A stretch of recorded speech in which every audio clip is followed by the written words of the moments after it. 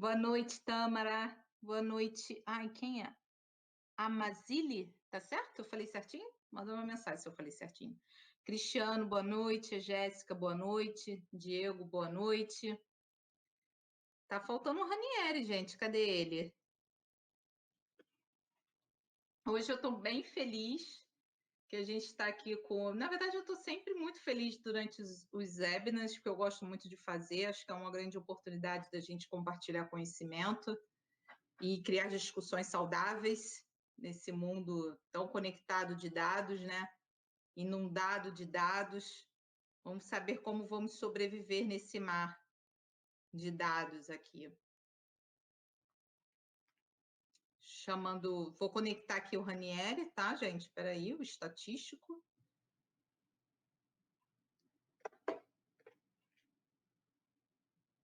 Para a gente começar o webinar.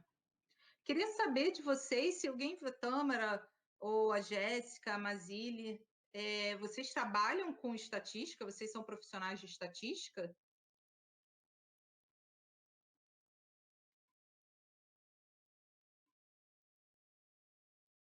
Pode escrever aqui embaixo. A Jéssica é estatística. Que legal, Jéssica. Por que você escolheu essa profissão, Jéssica?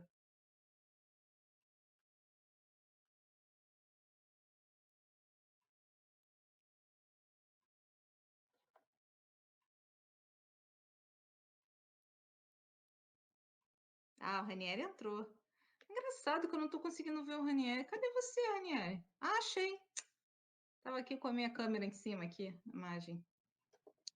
A Mazile fez 2 pós-doutorados e precisei de estatística, quero me aprofundar. Então, somos duas. Somos duas, a Mazile, porque eu sou formada em administração de empresas, fiz um MBA em estratégia empresarial e nos dois eu tive que fazer estatística. A administração tem 2 períodos de estatística e o MBA também tinha a matéria de estatística. E só que é pouco, né? 2 semestres e o que eles falam em estatística. E a gente realmente tem que se aprofundar, porque estatística é muita coisa, é um mar, né? E a Jéssica, ela inicialmente para trabalhar com pesquisa de mercado. Sim, precisa muito. Também tive a oportunidade de trabalhar com pesquisa de mercado e não dá para sobreviver sem estatística, né? É isso aí. Também estou com você, Mazília, estou aqui tentando aprender. E aí eu vou chamar, aproveitar e vou conectar já o Ranieri. Cadê o Ranieri aqui? Para a gente começar, eu quero conversar um pouquinho com ele antes. Ver se você recebeu o meu convite. Oi, tudo bom? Tudo bem? Estão me vendo? Tudo, tá ouvindo?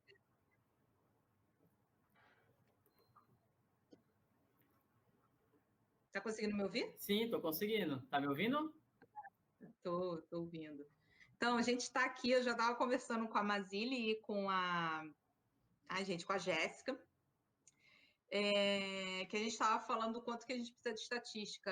Eu não sou formada em estatística, mas eu tive, durante a faculdade, 2 períodos em estatística e no meu mestrado, no MBA no Brasil, estatística. Sim, aqui no meu mestrado também fiz uma matéria de pesquisa de mercado, que foi toda no SPSS, um sisteminha da IBM, que a gente quer xingar, mas depois que a gente vê o quanto que ele ajuda, a gente para de xingar.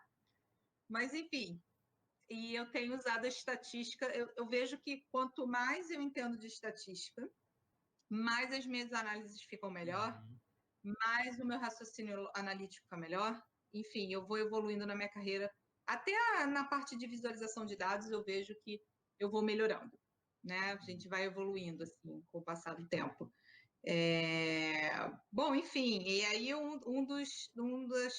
das formas que eu tenho para me aprofundar em estatística é seguindo o blog do Estatística. Que bacana, obrigado. Estou há 4 anos aí te seguindo. Desde o comecinho já. Já. Que legal. Mas me fala um pouco, eu queria, antes de você conversar sobre isso, né, sobre a carreira do estatístico nesse mundo tão lotado de dados, eu queria entender um pouco como você chegou em estatística, assim, como é que você decidiu seguir essa carreira? E a gente conversou um pouco antes, né? Você falou, eu fiquei surpresa, você já passou por 9 estados e 23 cidades, e boa parte dela foi graças ao seu trabalho com estatística, né? Sim. Então, conta aí, quando um ano praticamente cada cidade, né? Porque morar em 23 cidades. Pois é. Então, boa noite, tá, pessoal? Para vocês que estão na sala aí, queria agradecer o convite, tá, da Lídia, a participação, a oportunidade de poder falar um pouquinho com vocês e falar um pouquinho da estatística e desse mundo inundado por dados. Eu conheci a estatística quando eu tinha 14 anos.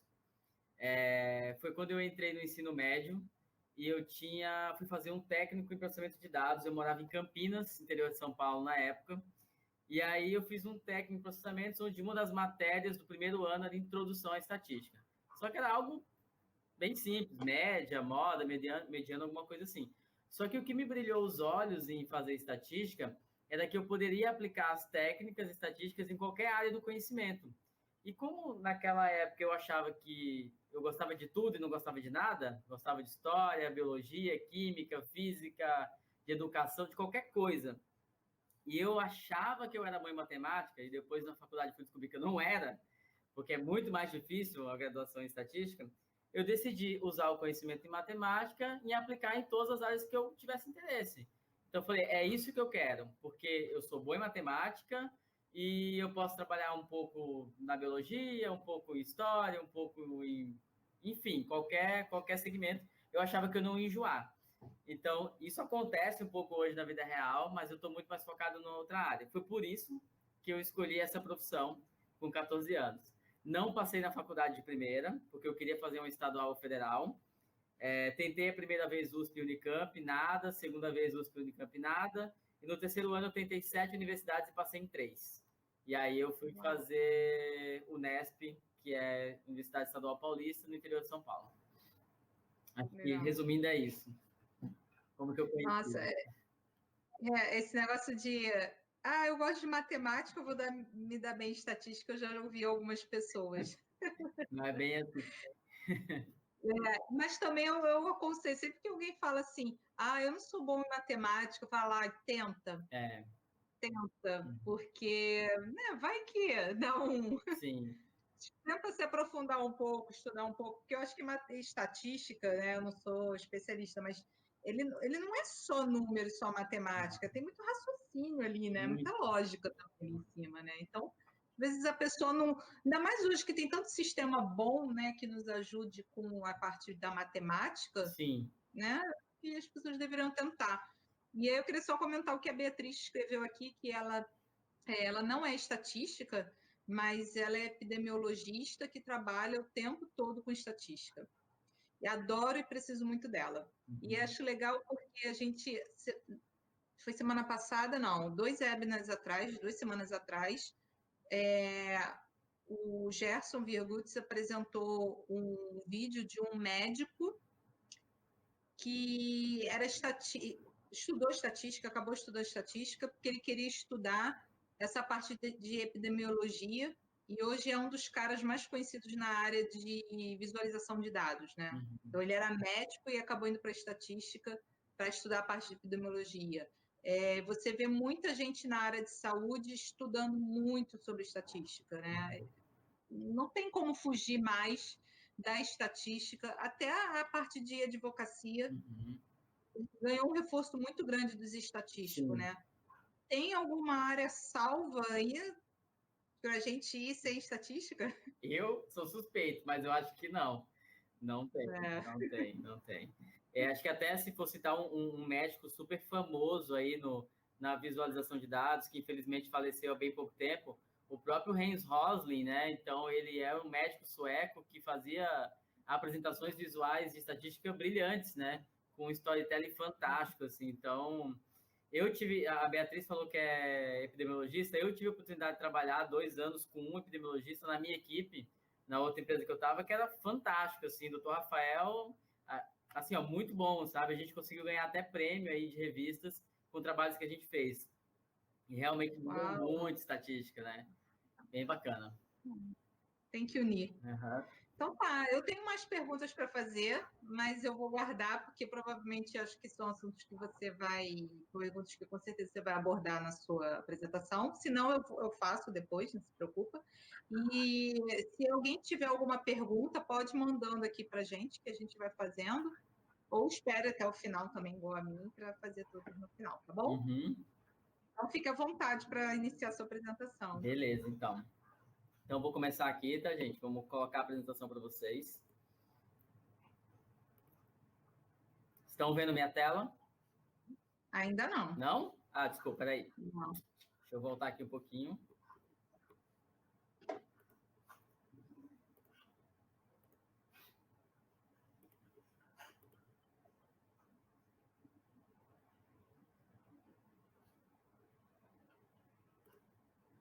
Estão vendo? Ainda não. Ué? Ah, agora apareceu, peraí. Apareceu? Agora apareceu. Apareceu, Peraí né? peraí que travou aqui um Tá pouquinho. bom. Agora apareceu. Agora a gente está se vendo. Legal. Eu vou só fechar minha tela para ficar mais à vontade aqui para o pessoal, mas eu estou ouvindo, tá? Qualquer coisa, é só me chamar que a gente vai conversando aqui, tá? Tá, eu vou falando aqui, mas qualquer coisa, se vocês sentirem necessidade, tá, Lígia, vai me interrompendo, vai fazendo um break, se você achar que alguém perguntou alguma coisa que é pertinente ao que eu estou falando, fica à vontade, tá bom? Pode deixar, pode deixar. Tá, beleza. Então, tá aqui o título, né? O profissional de estatística na era do Big Data ou Big Data, né? Independente ali. A gente está falando do profissional de estatística, mas não vamos nos ater ao profissional de estatística em si, mas ao profissional que trabalha com estatística, com análise de dados, ou aquele profissional que quer trabalhar com análise de dados, né?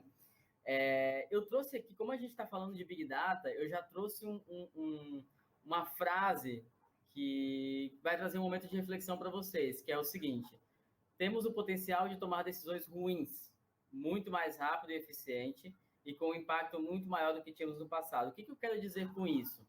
Hoje, com uma imensidão de dados que a gente tem disponível e a velocidade que a gente está tendo que fazer análise e tomar decisões cada vez mais rápido. E se a gente está fazendo isso de uma certa forma, sem analisar a qualidade do dado, numa velocidade cada vez maior, a gente tem uma chance muito maior, um potencial muito maior de tomar decisões ruins, né? E que vão impactar muitos negócios, porque está todo mundo querendo usar dados hoje. Isso é só uma chamada para a gente pensar e discutir. Como é que eu pretendo fazer esse webinar? Primeiramente, vou falar um pouquinho ali do que é estatística, o que o profissional de estatística faz, vou falar um pouquinho sobre o conceito de Big Data, para a gente poder equalizar todo mundo, caso tenha pessoas que não trabalham com análise de dados, mas querem trabalhar, vamos colocar todo mundo na mesma página, tá? Aí vou falar um pouquinho da minha experiência, por onde eu passei, bem resumidamente. Depois a gente vai falar um pouco sobre o que os estatísticos podem fazer, como que faz para trabalhar com análise de dados.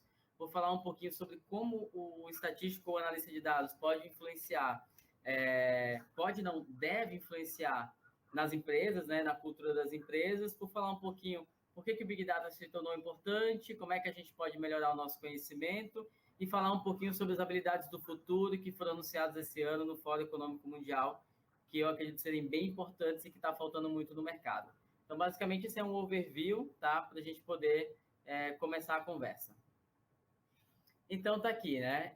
Eu sou graduado em Estatística pela Unesp, que é a Universidade Estadual Paulista. Ela tem vários campos no estado de São Paulo. A estatística colocaram para bem longe, porque ninguém quer fazer, então colocaram lá, quase no Mato Grosso do Sul, uma das últimas cidades do interior de São Paulo, que é Presidente Prudente. Eu tenho um MBA executivo em gestão de negócios e saúde pela FAI Business School em Curitiba. Praticamente está terminado, já entreguei tudo. Tenho que fazer mais, estou fazendo apenas mais umas 2 matérias opcionais, né? E é por isso que eu vou para Curitiba todo final de semana. Então, em novembro eu finalizo isso. Hoje, atualmente, eu sou gestor de uma autogestão de plano de saúde, que para quem não sabe, uma autogestão é uma operadora de plano de saúde que gere o próprio plano, ele não passa para uma operadora de mercado como Unimed, Amil, né, uma outra qualquer. Eu tenho 14 anos de experiência trabalhando com análise de dados apenas no mercado de saúde, mas eu já trabalhei na área financeira, já trabalhei com agronegócio, já trabalhei em indústria de automação, já trabalhei em centros de fisioterapia. Acho que é isso que eu estou lembrando, assim, tá? Eu também criei o projeto estatístico, provavelmente alguns de vocês me conhecem mais por conta desse projeto. Esse projeto ele tem uma história interessante, porque eu criei um blog em 2009, quando eu ainda estava na faculdade, para poder falar sobre estatística de uma maneira mais fácil, porque eu achava e ainda acho que os estatísticos falam de uma maneira muito complicada e as pessoas não entendem muito bem como a gente se comunica. Então, esse é o objetivo, mas criar um blog e deixar ele atualizado é uma coisa que dá muito trabalho, tá? Quem tem um blog sabe muito bem isso, então eu fiz 6 meses e abandonei. E aí, em 2015, eu estava passando por um momento na empresa que eu estava, que eu tinha assumido uma posição de liderança. Já tinha um ano e pouco que eu estava nessa posição, e eu quase não via mais estatística. E eu senti uma necessidade muito grande de falar sobre estatística, de me comunicar, de pensar estatisticamente e compartilhar isso com as pessoas. E aí eu estava num bar com os amigos, expliquei uma coisa ali na mesa, como resolver estatisticamente, todo mundo entendeu, e eles falaram, por que você não cria um canal no YouTube?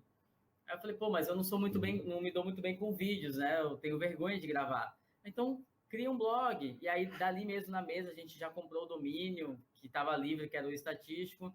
E no dia seguinte eu já comecei a escrever e aí foi. E a ideia do blog começou em falar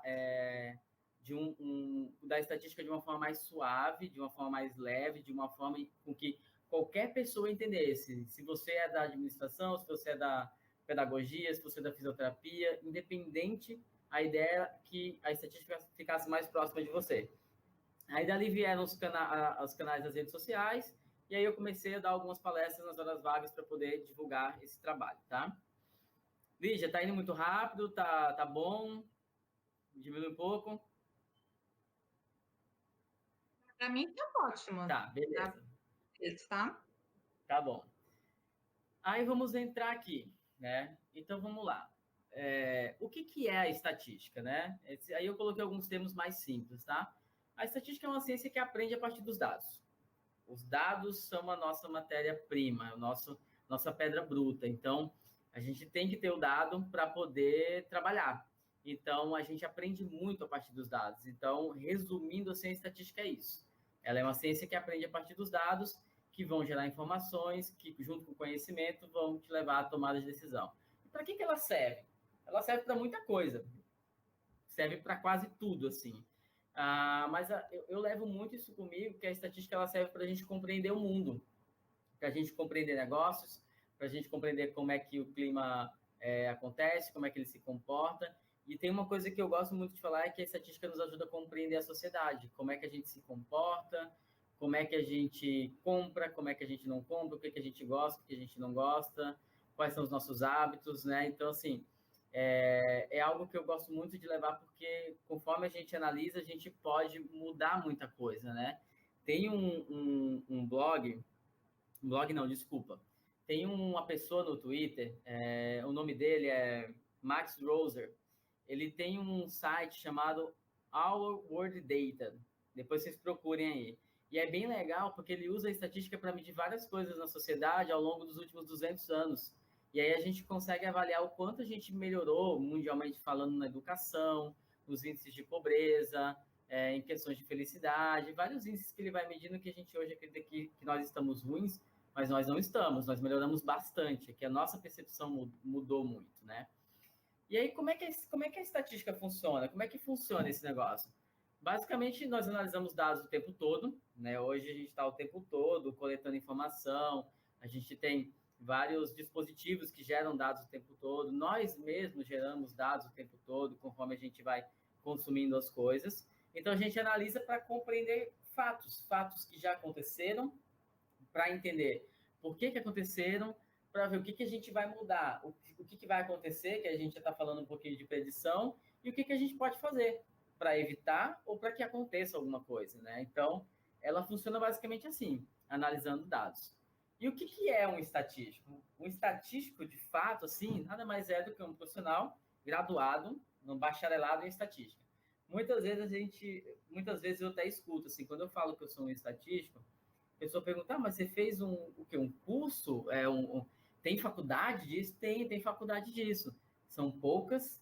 Se eu não me engano, a gente tem 26 universidades federais e estaduais, acho que apenas uma particular no Brasil, que tem o curso de estatística. Então, o estatística é um profissional que ele tem a graduação em estatística, mas ele tem habilidades e competências para trabalhar com análise de dados, para gerar resultado para tomada de decisão. Então, a gente basicamente transforma esses dados em informação.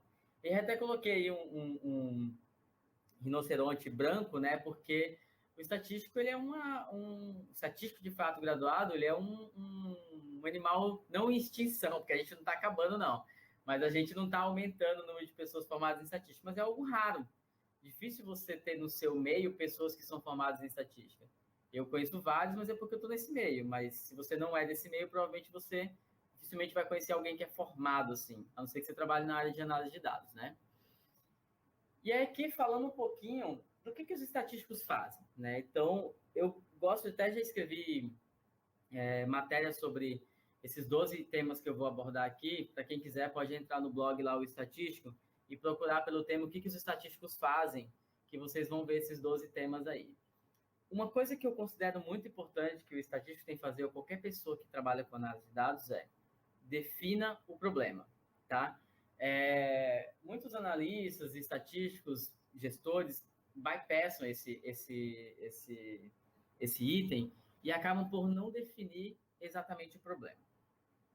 Eu não vou me lembrar agora em qual ano foi, mas ali meados de 2011, 2012, eu participei de um projeto bem grande no estado de Santa Catarina, numa operadora de plano de saúde. Eu vou citar alguns casos aqui, tá, alguns exemplos, para exemplificar coisas que eu já vivenciei, mas eu vou me resguardar a não comentar o nome das empresas, tá?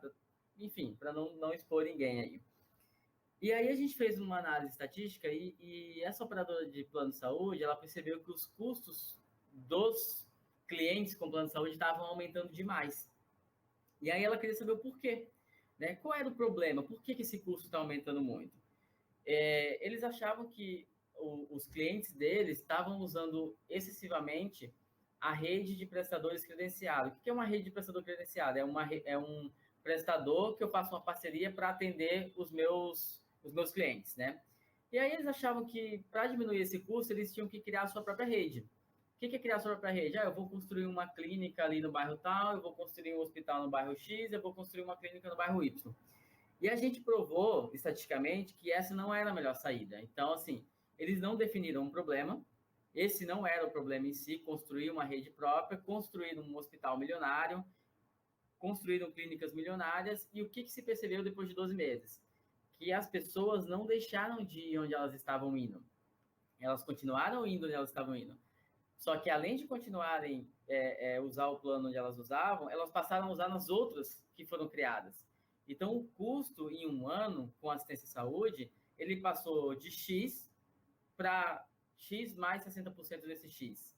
Por quê? Porque eu abri uma nova possibilidade de você usar o plano de saúde, achando que essa seria a saída, porque eu controlo esse custo, mas na verdade você controla o seu, mas eu controlo do cliente. Então, de fato, esse era o problema? Não, esse não era o problema. O problema era um outro. Não foi definido o problema e foi resolvido dessa forma.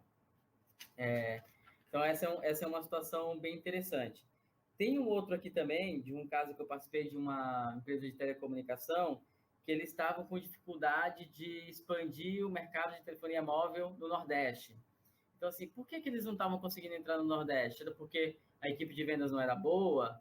Era porque não tinha penetração? Era porque lá no Nordeste tem uma outra empresa de telefonia que apresentava propostas mais atrativas? Então, assim, sempre defina um problema. O problema, ele é o início de tudo. Você definiu o problema, beleza. Então, para resolver esse problema, o que eu tenho que fazer? Eu tenho que definir o conjunto de dados ideal. Como é que eu vou responder esse problema? Como é que eu vou resolver? Como é que eu vou solucionar? Eu sempre gosto de começar as minhas análises fazendo perguntas. Então, no caso do hospital, no caso do custo que estava alto, começa, por que ele está alto? Onde é que ele está alto? Tem algum lugar que está destacando? Foi uma pessoa que gastou? E você começa a fazer uma série de perguntas. Depois que você levanta essas perguntas, você seleciona algumas que você julga serem as mais, assim, as principais, e aí você determina como é que você vai respondê-las. Quando você descobre como você vai respondê-las, né, você vai escolher os dados que vão ser acessados. Selecionou os dados, aí você vai começar a obter esses dados através de N fontes, né? Aí eu julgo que é um dos trabalhos mais, assim, importantes também, na parte de quem trabalha com análise de dados, e muita gente não se dá atenção a isso aí, que é você limpar os dados, né?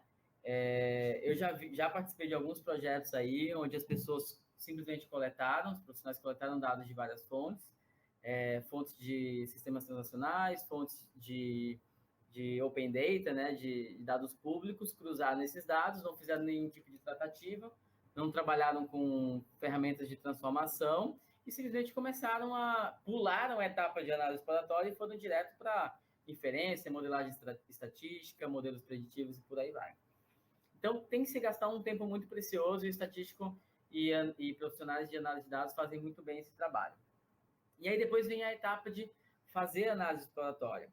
Eu participei de um projeto em 2017, em Florianópolis. Eu entrei no projeto no meio, onde a empresa que eu trabalhava, ela tinha contratado uma outra empresa, uma startup, tá? Para desenvolver um modelo de predição para possíveis casos de câncer. Tá? E aí poderia ser qualquer tipo de câncer. Então, a gente tem algumas variáveis preditoras e nesse modelo a gente poderia prever qual é a pessoa que teria probabilidade de desenvolver câncer nos próximos 5 anos. Quando eu entrei nesse projeto e a empresa começou a apresentar os primeiros resultados, vamos assim dizer, eu achei estranho, porque eu achei que o modelo estava se comportando de uma maneira totalmente estranha, achei que as variáveis selecionadas não faziam muito sentido, lembrando que eu tenho conhecimento prévio de saúde, então eu conheço algumas coisas do que pode determinar ou não. Não sou médico, mas a gente tem uma noção depois de tanto analisar dados, né?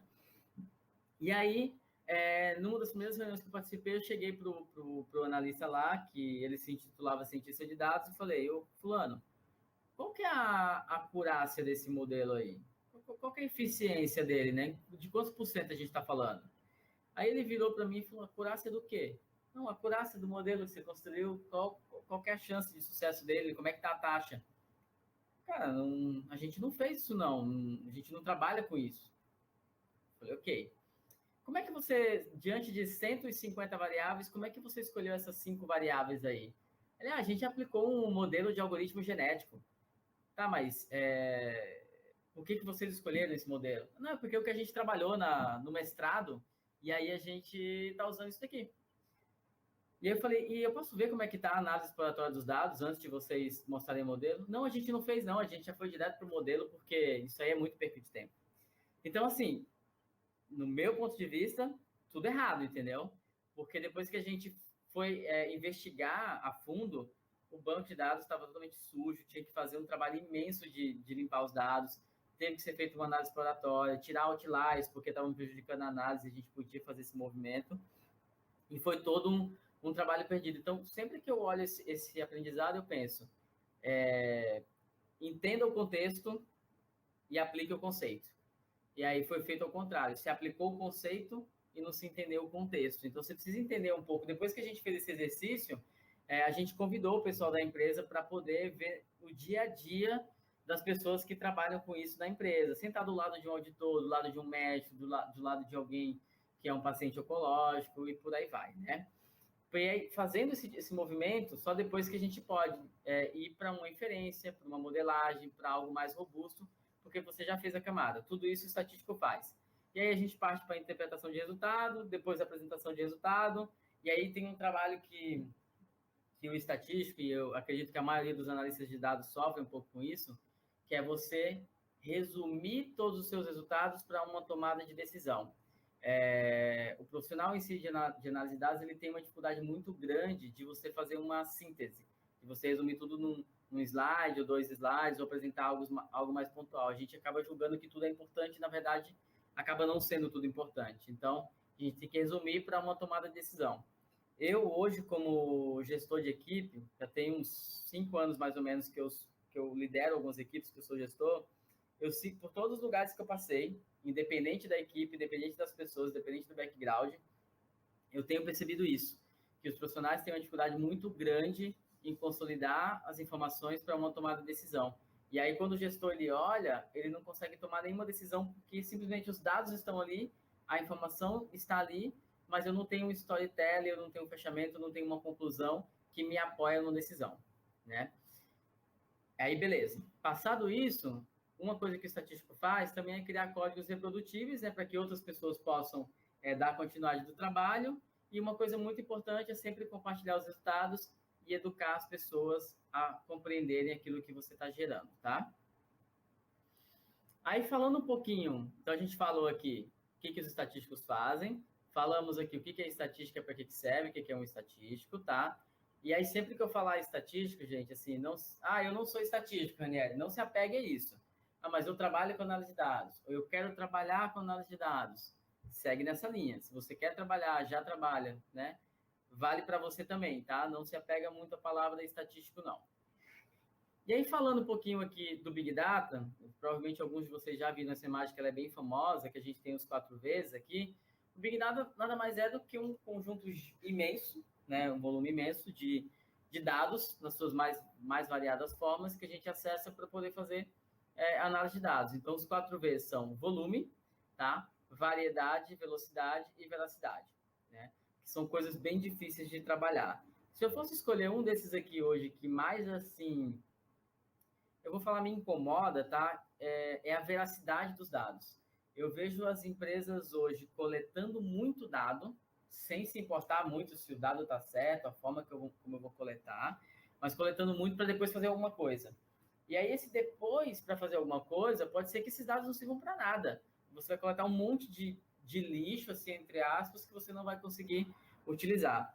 Recentemente, eu até li um artigo, eu não vou lembrar agora, acho que foi no The New York Times, mas eu não vou lembrar. Se eu lembrar o link, eu passo para a Lígia depois compartilhar com vocês, até no link do YouTube lá. Que a gente as empresas estão muito preocupadas em acumular dados, juntar dados sem se preocupar com o dado que está gerando. E eu acho isso realmente muito, muito relevante.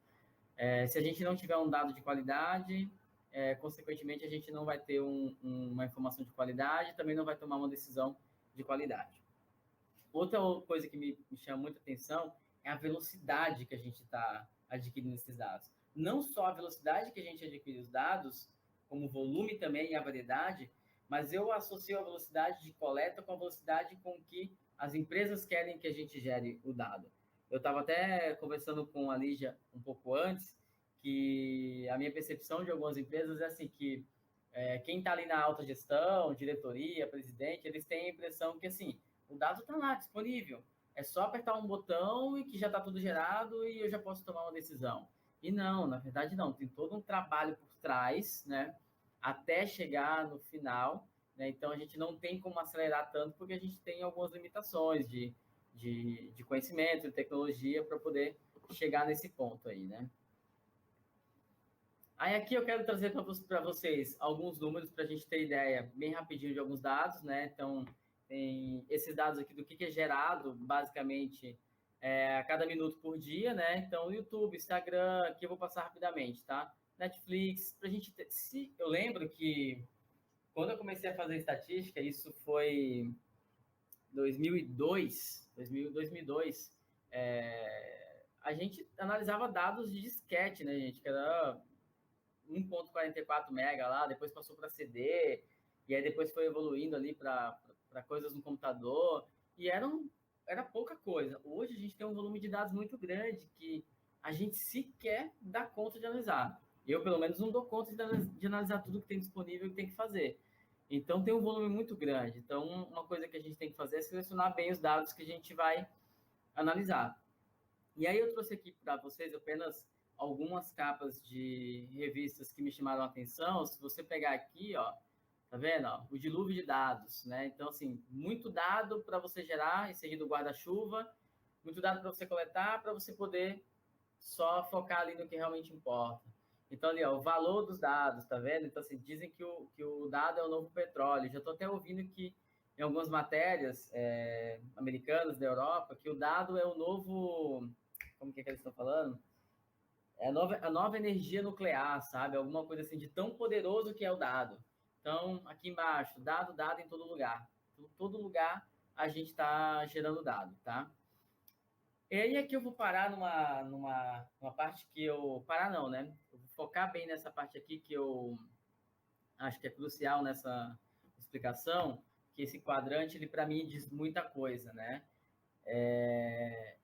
Até bem pouco tempo atrás, até acontece isso hoje também no mercado, o analista de dados ele está muito focado no analytics, né? Essa parte analytics aqui e em processos. Então, a gente entra ali para fazer a parte analítica, para fazer todos os processos, para garantir que a nossa análise vai estar bem feita, que a nossa informação gerada é de qualidade, que a gente vai entregar num tempo hábil.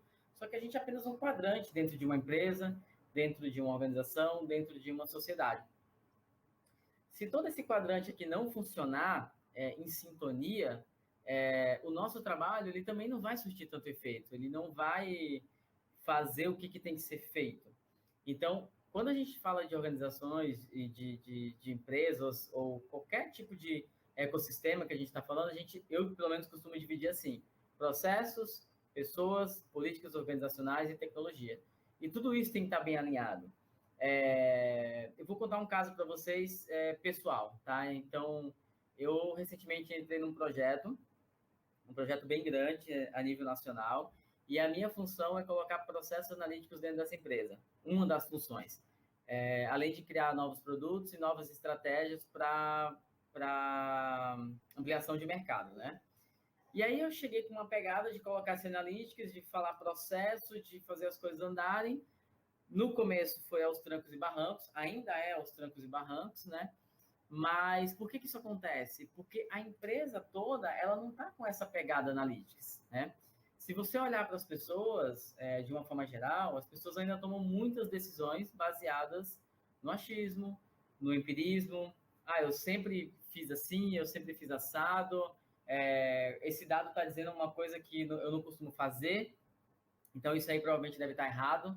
Eu vou continuar fazendo da forma que eu estou fazendo, né? Então, assim, pessoas, né? Pessoas direcionadas a dados. Então, assim, a gente tem que começar a educar essas pessoas. Eu tive a oportunidade de participar do evento de 10 anos de comemoração do curso de bacharelado da USP. Foi na sexta-feira. E eu dei uma palestra lá em São Carlos. Era um outro tema, tá? E aí, no aeroporto, tinha uma outra pessoa que também ia dar palestra lá, que ele já foi, inclusive, diretor do ISIS, que é um dos maiores órgãos internacionais de estatística. E a gente foi conversando no caminho, e aí a gente estava falando sobre isso, que não adianta também só a gente fazer análise se a gente não educar as pessoas, não compartilhar e mostrar para elas que tomar decisões orientadas a dados hoje é o melhor caminho, que é a questão do data-driven. Então, um dos nossos papéis, que até então não era bem definido, que é compartilhar conhecimento e educar as pessoas a tomar decisões baseadas a dados, a gente tem que cada vez mais fazer isso. Porque senão, se a gente chegar no resultado e as pessoas que estão acima da gente, ou do lado ou embaixo, não comprarem a ideia, a gente não vai conseguir evoluir. Eu estava até falando para a Lídia recentemente que a minha equipe fez um trabalho fantástico aí nessas últimas 2 semanas. É um trabalho voltado para fraude, tá? A gente começando a fazer uns trabalhos de fraude na saúde, né? Suspeita de fraude e abuso. E aí a gente levou isso para um conselho, para tomar uma decisão que a gente não corroborava. E aí a gente provou lá que o que tinha que ser feito, e simplesmente no final o conselho falou assim: não, tudo bem, é muito bonito aí, mas a gente vai continuar tomando essa decisão aqui. Então, ou seja, você tem pessoas que não são orientadas a dados, então você não vai conseguir implantar essa cultura analítica, tá? E aí a gente já começa a falar um pouquinho de política, de empresa, de organização, que tem que mudar tudo. Só que não é da noite para o dia que a gente muda a cultura. Então tem todo um processo, não sou eu, não é você, que vai mudar uma cultura. A empresa ela tem que querer mudar a cultura. E aí um outro pilar é a tecnologia. De nada adianta você contratar uma equipe de cientistas de dados, contratar profissionais totalmente gabaritados, se você não tem uma infraestrutura, se você não tem o mínimo viável para que as pessoas possam trabalhar com um volume grande de dados, ou até mesmo um volume pequeno. Eu conheço diversas empresas que são grandes, que têm um poder aquisitivo financeiro enorme, são super reconhecidas no mercado e até hoje trabalham com infinidade de planilhas no Excel. Então, assim, até quando a gente vai trabalhar dessa forma, né? Até aqui, ok, Lígia? Podemos continuar?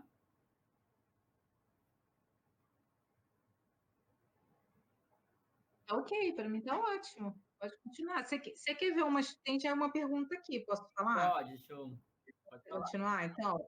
Então vamos lá. Antes, eu vou falar da Denise Silva, que disse: você falou do custo saúde e a empresa que trabalho está indo exatamente no caminho que você comentou, que você falou. E acabarão aumentando o custo. Então, ela está elogiando seu comentário, ela está falando que gostou do seu comentário. Ah, legal.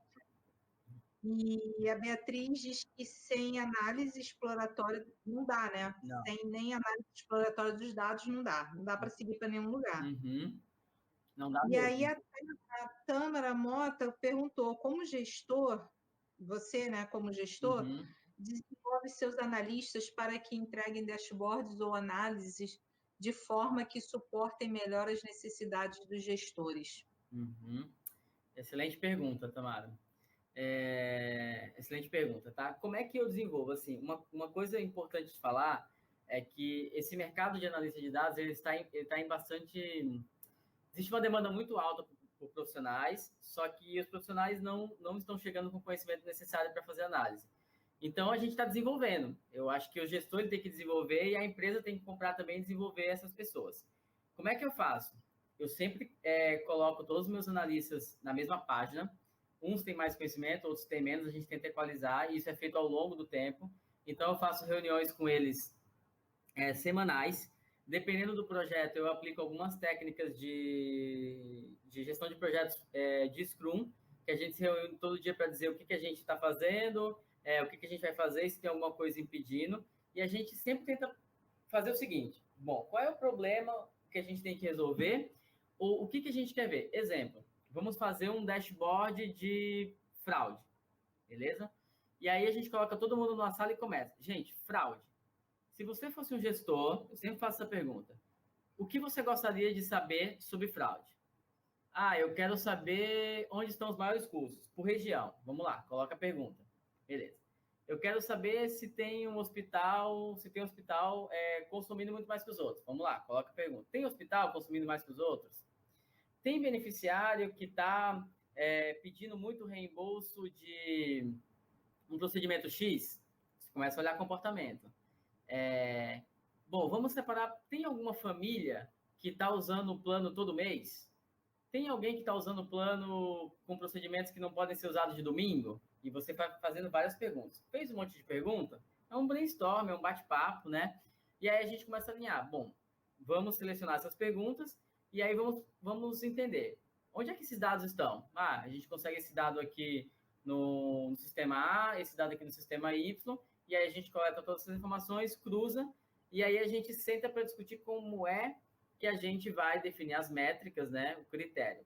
Se eu tenho que calcular, por exemplo, o tempo médio de uma pessoa que fica internada, então a gente tem que definir o critério. Como é que eu calculo esse tempo médio?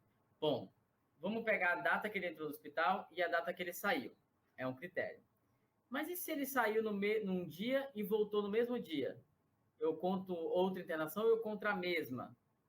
E se ele voltou no mesmo dia, ou se ele voltou no dia seguinte, com menos de 24 horas? Eu conto a mesma ou eu conto uma segunda? Então a gente define critérios, porque aí todo mundo está falando da mesma coisa, o analista A não vai calcular o tempo de um jeito, o analista B não vai calcular de outro. E aí depois que a gente faz tudo isso, a gente vai na nossa linha e a gente começa a trabalhar DataVis. Então vamos para um painel, eu tenho vários quadros em salas de reuniões, e aí a gente começa a desenhar mesmo, como é que o gestor gostaria de ver aquela informação. E aí eu dou liberdade para eles desenharem, e aí a gente vai fazendo junto antes da gente de fato desenhar, porque daí você economiza tempo, tá? E aí nada impede, depois que essas informações estiverem prontas, o gestor olhar e ver, bom, isso realmente faz sentido, isso não faz sentido, então vamos trocar isso aqui, colocar uma outra coisa, porque o dashboard ele tem que realmente suportar a tomada de decisão. Porque se ele não suportar a tomada de decisão, for só para você olhar ali, então ele não está servindo assim para o propósito que ele foi criado. Então, basicamente, é isso que a gente faz, tá?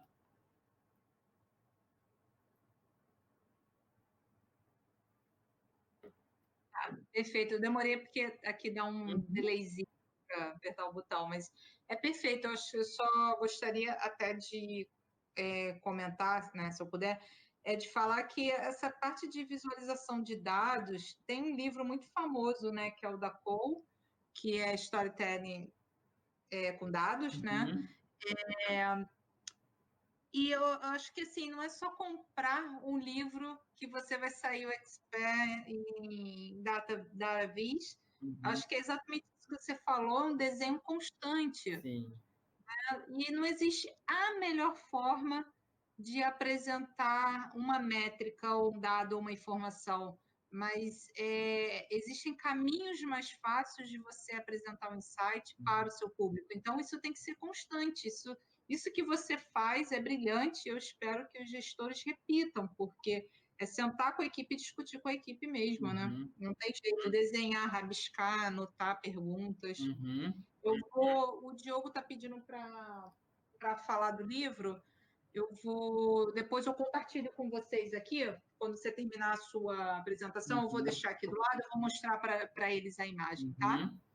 Aí mas eu vou escrevendo aqui, você pode continuar com a sua apresentação. Não, só vou fazer um comentário em cima do livro que você falou. Eu gosto muito dela, tá? Da Cole. Ela vai lançar um segundo livro agora, né? Com mais exemplos. Tá para lançar, é por agora. E eu vou até comentar depois, eu vou dar algumas dicas de como a gente melhorar o nosso aprendizado. E uma das dicas que eu vou dar é o podcast dela, que é o Storytelling with Data, que eu ouço e eu acho fantástico, assim, de você ver como é que ela conta, assim, a história de uma análise baseada em dados. Eu recomendo para todo mundo, né, começar a ouvir as histórias dela, da Cole.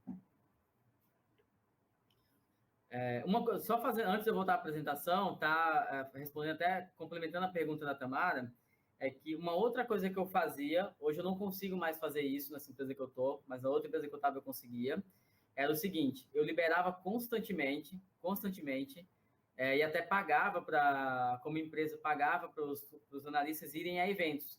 Então, selecionava não, fazíamos reuniões. Vai ter um evento de chatbot. Quem é que está desenvolvendo chatbot na equipe? É o fulano. Então, vai ter um evento em São Paulo. Você vai? Pode ir? Fulano vai para o evento. Vai ter um evento sobre Big Data com foco na saúde. Vai ser lá no Rio. Você pode ir? Pode ir. Vai no evento. E aí, a missão era que eles fossem aprender no evento e quando eles voltassem, na primeira semana que eles estivessem lá, eles tinham que fazer uma apresentação para a equipe em PowerPoint. E aí, a gente ia para uma salinha. A apresentação tinha que durar entre 40 minutos e 1 hora, onde a pessoa explanava tudo que ela viu, tentava conectar com o que a gente estava fazendo e todo mundo interagia, fazendo perguntas para a gente poder aplicar o que foi visto nos eventos. Isso dava muito certo e a equipe acabava aprendendo bastante com todo mundo. Eu acho que isso é super válido também, tá? Quem puder aplicar, isso é bom.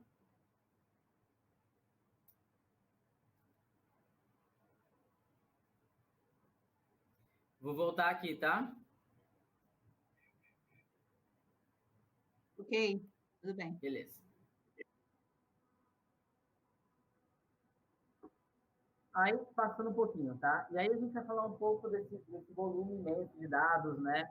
Como é que a gente está trabalhando com isso? E aí eu trouxe aqui quais são os impactos desse grande volume do Big Data na carreira do estatístico, na carreira do analista, na carreira de quem trabalha com dados, né? Antes de falar um pouquinho dos impactos, do lado esquerdo, vocês vão ver um gráfico que a gente está falando sobre habilidades e competências em crescimento. Por que eu trouxe isso? Isso aqui é uma comparação de 2018 com 2017, então a gente está falando de taxa de crescimento, que é onde, se a gente pegar a ciência de dados ali, ela cresceu de um ano para o outro, com uma habilidade e competência 7 vezes, tá? E aí, essa informação é do census, é como se fosse, de uma forma bem leiga, é como se fosse o IBGE dos Estados Unidos. Lídia, se puder me corrigir, tá? Se você conhecer mais aí o census, fica à vontade. Você pode repetir, porque na verdade o áudio ficou um pouco ruim aqui, não sei se foi só para mim. Ficou bom para você o áudio dele, Cristiano? Tá bom? Então foi só para mim, Tá. assim, não sei porque ficou ruim o áudio. Você pode repetir? Posso. Não, eu estava comentando aqui que eu trouxe um gráfico do lado esquerdo para falar das habilidades e competências em crescimento, comparando 2018 com 2017. E aí a gente tem algumas palavrinhas ali. E se você pegar a ciência de dados como habilidade e competência, ela aumentou 7 vezes de 2018 para 2017. E eu peguei esse gráfico do census, que aí de forma bem leiga falando, é como se fosse o IBGE americano, assim, falando de forma leiga, tá? Se não for isso, você me corrige, tá? É exatamente isso, é o nosso IBGE. E aí é importante, por que eu sempre trago isso? Porque eu tenho o costume de dar algumas palestras para estatísticos, principalmente estudantes de estatística em graduação. E eles ficam muito focados em aprender estatística, só estatística. Eu falo, gente, se vocês começarem a procurar emprego de estatístico, dificilmente vocês vão achar. Vocês vão achar com vários outros nomes. Analista de dados, data mine, minerador, assim, ó, qualquer coisa, entendeu? O meu cargo mesmo, o nome do meu cargo não é estatística, é outro nome. Mas eu trabalho basicamente com muitas coisas estatísticas. Então, assim, comecem a prestar atenção em outras coisas. Aprendizado de máquina, inteligência artificial, já está acontecendo, mas chegar uma hora que vai ficar bem latente isso. Big Data, trabalhar com predição, trabalhar com negócios, entendeu? Então, começa a pensar em outras coisas e ver o que está crescendo. Então, eu acho que esse gráfico ele é um bom norte para a gente começar a direcionar o nosso aprendizado, tá? E aí, o que eu trouxe só algumas, tá? Que eu julguei, assim, no momento, seriam impactantes para quem trabalha com análise de dados, é que a gente tem que desenvolver novas competências relacionadas à tecnologia. Então, trabalhar com diversos bancos de dados, SQL, NoSQL, trabalhar com linguagens de programação. Então, eu costumo dizer o seguinte, que foi um grande aprendizado para mim, né? Durante a faculdade, eu aprendi muito SAS. Eu me dediquei muito a aprender a linguagem de programação SAS, porque a minha monografia foi para o SAS. A universidade, ela incentivava muito você aprender o SAS. Aí aprendi SAS, aprendi Stata, SPSS, Winbugs, TerraView e vários outros sistemas que tem ali. Quando eu saí para o mercado e entrei numa primeira empresa, a primeira ferramenta que eu tive que trabalhar como análise de dados era R. Eu não sabia nada de R, não sabia nada. Então, assim, não importa importa o quanto você sabe, mas pode ser que em determinado momento da sua vida você entre numa empresa que você vai se deparar com uma ferramenta que você vai ter que aprender para você poder trabalhar. O que vale mesmo é o seu conhecimento. Então, você vai pegar o seu conhecimento, aprender essa nova ferramenta e poder aplicar. Eu trouxe até uma ferramenta aí, depois do Python, chamada Clojure. Eu não sei se alguém já ouviu falar nessa linguagem de programação, mas ela me chamou muito a atenção. Eu tive conhecimento dela uns 2 anos atrás, quando eu ouvi uma entrevista do dono do Nubank, onde ele falava que basicamente eles usavam essa linguagem na aplicação do Nubank. E para você trabalhar como analista de dados, ou como estatística lá, ou como cientista de dados, você precisava saber Clojure. Então, assim, qualquer outra coisa que você soubesse era válida para você poder aprender o Clojure, mas você precisava saber o Clojure. Então, a gente tem que ir se adaptando. Eu brinco que uma das coisas que eu aprendi, acho que foi 2013, se eu não me engano, eu fiz uma especialização no Coursera, que era de cientista de dados. E um dos primeiros cursos que tem lá é a caixa de ferramentas de cientista de dados, que acho que é Data Science Toolbox, se eu não me engano é assim que chama. E aí ele fica bem nítido para mim que você tem que aprender ferramentas para poder colocar na sua caixa, para você poder usar quando for necessário, né? Uma outra coisa também que eu vejo que precisa muito, que desafia muita gente, é você desenvolver habilidades que vão contribuir muito para o seu trabalho. Hoje em dia, geral, tudo quanto é empresa, pelo menos eu tenho percebido isso, existe um problema muito sério de comunicação. E aí, de uma forma em geral. Mas quando a gente está falando com estatísticos, com analistas de dados, o profissional em si, ele tem uma dificuldade muito grande, aqui eu estou generalizando, tá, pessoal? Mas existe uma dificuldade muito grande de comunicar o resultado do seu trabalho para um gestor, para um par, para um diretor, para um presidente. Mas não é comunicar da forma que só você entende, é comunicar da forma que ele vai entender. Então, a gente tem que exercer cada vez mais o poder da comunicação, porque se a gente não exercer, a gente não vai chegar no nosso objetivo comum. E usar muito a criatividade. Uma coisa que eu acho bem relevante. Eu participei de um outro projeto que a gente tinha que fazer um modelo estatístico, que a gente tinha que prever a probabilidade de uma pessoa vir a falecer depois que ela fez um procedimento de cateterismo cardíaco. De uma forma bem leiga, é um procedimento cirúrgico no coração, tá? E aí tinha o marco zero. O que era o marco zero? O marco zero era o momento em que ele fez essa cirurgia. E aí a gente analisava vários marcos antes da cirurgia, 30 dias antes, 60 dias antes, 90 dias antes, 120 dias antes. A gente fez uma quebra de 30 dias. E analisava depois. E aí a gente analisava o tempo aqui, E na escala aqui, nesse eixo, a gente analisava os procedimentos que ele fez, por nível de complexidade, do mais baixo para o mais alto. E a gente foi direto para a ferramenta. Começou a trabalhar com R, com Python, fazia modelo aqui, fazia modelo para lá. Aí, para visualizar o dado, a gente começou a trabalhar com Microsoft Power BI. Depois a gente foi com D3JS. E aí a gente foi trabalhando e a gente não conseguia enxergar. Até que um belo dia, a CEO da empresa viu o nosso trabalho e falou assim, vocês já desenharam a ideia? Não, a gente nunca desenhou. Aí ela pegou uma cartolina, que nome antigo, faz tempo que eu não falo isso, mas pegou lá um papel, e aí a gente começou a desenhar, com lápis de cor, com caneta, e a gente começou a traçar, pegava lá uma amostra real, e começou a traçar o que a pessoa fez.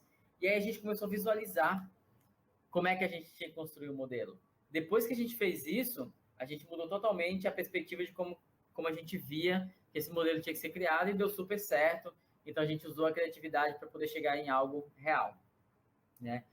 Além disso, uma das dificuldades também é que você tem que estar inserido em vários negócios ao mesmo tempo. Quando eu digo isso, é o seguinte, se a minha equipe está trabalhando com análise de fraude, ela não pode ficar ali sentada trabalhando simplesmente com análise de fraude. Bom, eu estou falando de fraude do quê? Eu estou falando de fraude em hortas em equipamentos médicos. Então, eu tenho que ir lá na salinha do pessoal que trabalha com equipamento médico conversar com eles. Fazer uma entrevista mesmo, entendeu? Entender o negócio. Daí quem é que compra o medicamento? Aí você vai lá no pessoal que compra. Quem é que fatura? Quem é que... Você começa a entender todo o negócio. Porque se você não entender o negócio, provavelmente a sua análise ela não vai estar completa. Ela vai estar com sérios problemas de interpretação. Porque faltou o entendimento do negócio, que é aquilo que eu vou voltar. Entenda o contexto, aplique o conceito. Eu sempre levo isso. Entenda o contexto, aplique o conceito, tá? E aí depois, um outro impacto é que a gente constantemente está trabalhando com um grande volume de dados. E isso requer cada vez mais agilidade. Então, outros projetos que eu participei, estou lá trabalhando com dados de saúde, e de repente a presidente fala o seguinte, e se a gente trouxesse os dados do Conselho Regional de Medicina? Eu quero saber quem é esse médico. Só que todos os dados cadastrais do médico, se ele é um dermatologista, quando que ele se formou, qual a faculdade que ele se formou, quantas cirurgias ele fez, se ele tem premiação, se ele não tem, tudo isso tem lá no cadastro de médico, que é o CRM, Cadastro Regional de Medicina. Aí eu vou lá dentro, faço um web scraping, basicamente faço uma varredura lá no site, transformo a varredura que eu fiz num banco de dados e cruzo isso dentro da minha informação. Então, se existe cada vez mais um volume de dados, requer muito mais agilidade. Então, isso também é um desafio e é o impacto que está causando nesse grande volume de dados, tá? E por que o Big Data se tornou tão importante, né? Porque surgiram novas tecnologias que permitem a gente processar essa quantidade imensa de dados. E essas tecnologias têm se tornado cada vez mais baratas. Isso me lembra muito bem uma situação que eu vivenciei em 2015. Eu tinha recém-criado o blog, tinha aproximadamente 4 meses, e aí eu escrevi um texto sobre a aplicação do R no agronegócio. Eu não vou lembrar o título agora, mas eu lembro que eu escrevi esse texto, e aí eu recebi uma ligação na verdade, eu recebi um contato no LinkedIn, depois uma ligação no meu celular, de uma empresa japonesa, tá? Que estava instalada na Bahia.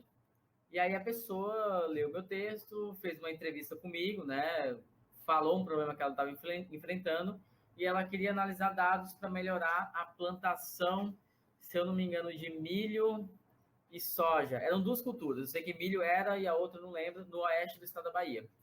Só que quando a gente começou a conversar de processamento de dados, eles me disseram que eu tinha que analisar dados de coordenadas e imagens da NASA, né? De satélites da NASA. E aí a primeira coisa que eu meio que entrei em desespero, primeiro eu achei que aquilo não estava acontecendo comigo. Depois eu falei, bom, é real. E aí depois eu entrei em desespero e falei, bom, eu não consigo analisar imagens da NASA e essa quantidade imensa de dados em 2015 no meu computador. Não consigo fazer isso. Então a primeira reação que eu tive foi negar o trabalho que eles me ofereceram, né? E aí depois conversando com outro amigo meu que trabalha numa empresa, num laboratório de análise de dados em São Francisco, ele pegou e falou, cara, você tinha que pegar esse trabalho, porque a gente pegava e pegava um espaço na nuvem, eu ia falar alugava, mas contratava lá um espaço e processava toda essa informação em nuvem e você só entregava o resultado. Mas aí passou, eu achava que era um negócio super caro e aí acabei não pegando. Então, assim, as tecnologias têm se barateado, né? Existe uma infinidade de tecnologias, eu trouxe só algumas para vocês aí. A gente está falando de Hadoop, Spark, Elasticsearch, para trabalhar com uma arroba ali em palavras, né? O próprio MongoDB, que trabalha com banco de dados não relacionais, R, Python, Tableau e Power BI. Então, assim, tem várias ferramentas para a gente melhorar cada vez mais. E assim, Ranieri, vou trabalhar com uma só? Não, trabalha com várias. Até recentemente a gente trabalhava com R Python para processamento de dados, trabalhava com a parte Spark também, e na hora de visualizar a gente usava o Power BI, na hora de sintetizar. Então, assim, é um conjunto de ferramentas, né?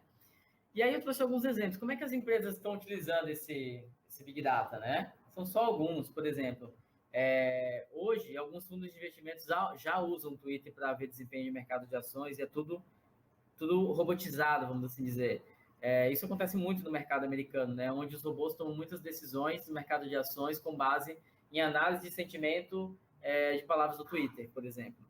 A própria Amazon e Netflix baseiam as recomendações do que você vê, do que eu vejo, baseadas nas suas interações, né? Se você for olhar a Amazon, às vezes, se você entrar na sua conta, vai aparecer o site de um jeito para você, se um outro colega entrar, vai aparecer de um outro jeito, para um outro do outro jeito, e tudo baseado no seu comportamento de utilização. Facebook e Instagram já mapeiam um gráfico para poder aprender sobre você e te oferecer mais referências. Tem Instagram de algumas pessoas que, por exemplo, já escutam assim o que você fala, já processa ali e já te sugere alguma coisa, né? O próprio setor de saúde já vem utilizando o Big Data para poder traçar linhas de cuidado mais personalizadas. Se você entrar no mercado farmacêutico, por exemplo, e se aprofundar em estudos de bioequivalência para poder ver o que o medicamento, para quem que o medicamento serve ou não serve, eles são muito baseados em grupo. E você vai perceber que as taxas são muito altas. Então, assim, esse medicamento serve para aproximadamente 70% do grupo que tem esse perfil, né? E a gente está falando aqui não de algo agrupado, mas a gente está falando de algo individualizado. Pode falar, Lídia. Pode falar, Lídia. Não, Oi. Desculpa, é que eu tinha caído, a conexão caiu, mas eu voltei, tá tudo certinho, né? Aham, tudo certinho. Então tá bom. Voltar? É que foi o problema meu, pode voltar, desculpa aí. Não, tranquilo. Vamos lá. Voltar aqui, tá bom?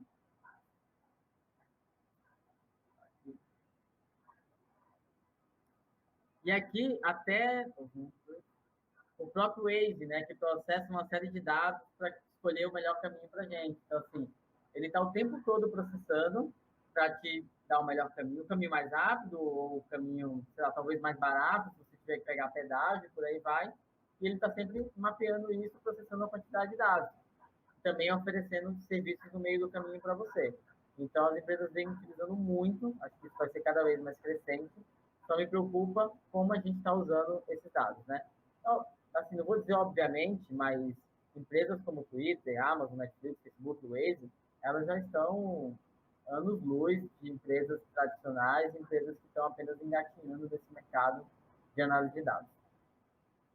E aí aqui, quais são os principais desafios, né, que eu vejo assim hoje? Encontrar profissionais com capacidade analítica e senso crítico, que é uma coisa que eu julgo ser muito necessária para a gente que trabalha com análise de dados. Você precisa ter uma capacidade analítica, você precisa olhar para aquilo lá e desenvolver, ser crítico e analisar. E eu falo que a gente sempre olha um cubo assim, eu penso sempre num conjunto de dados como um cubo.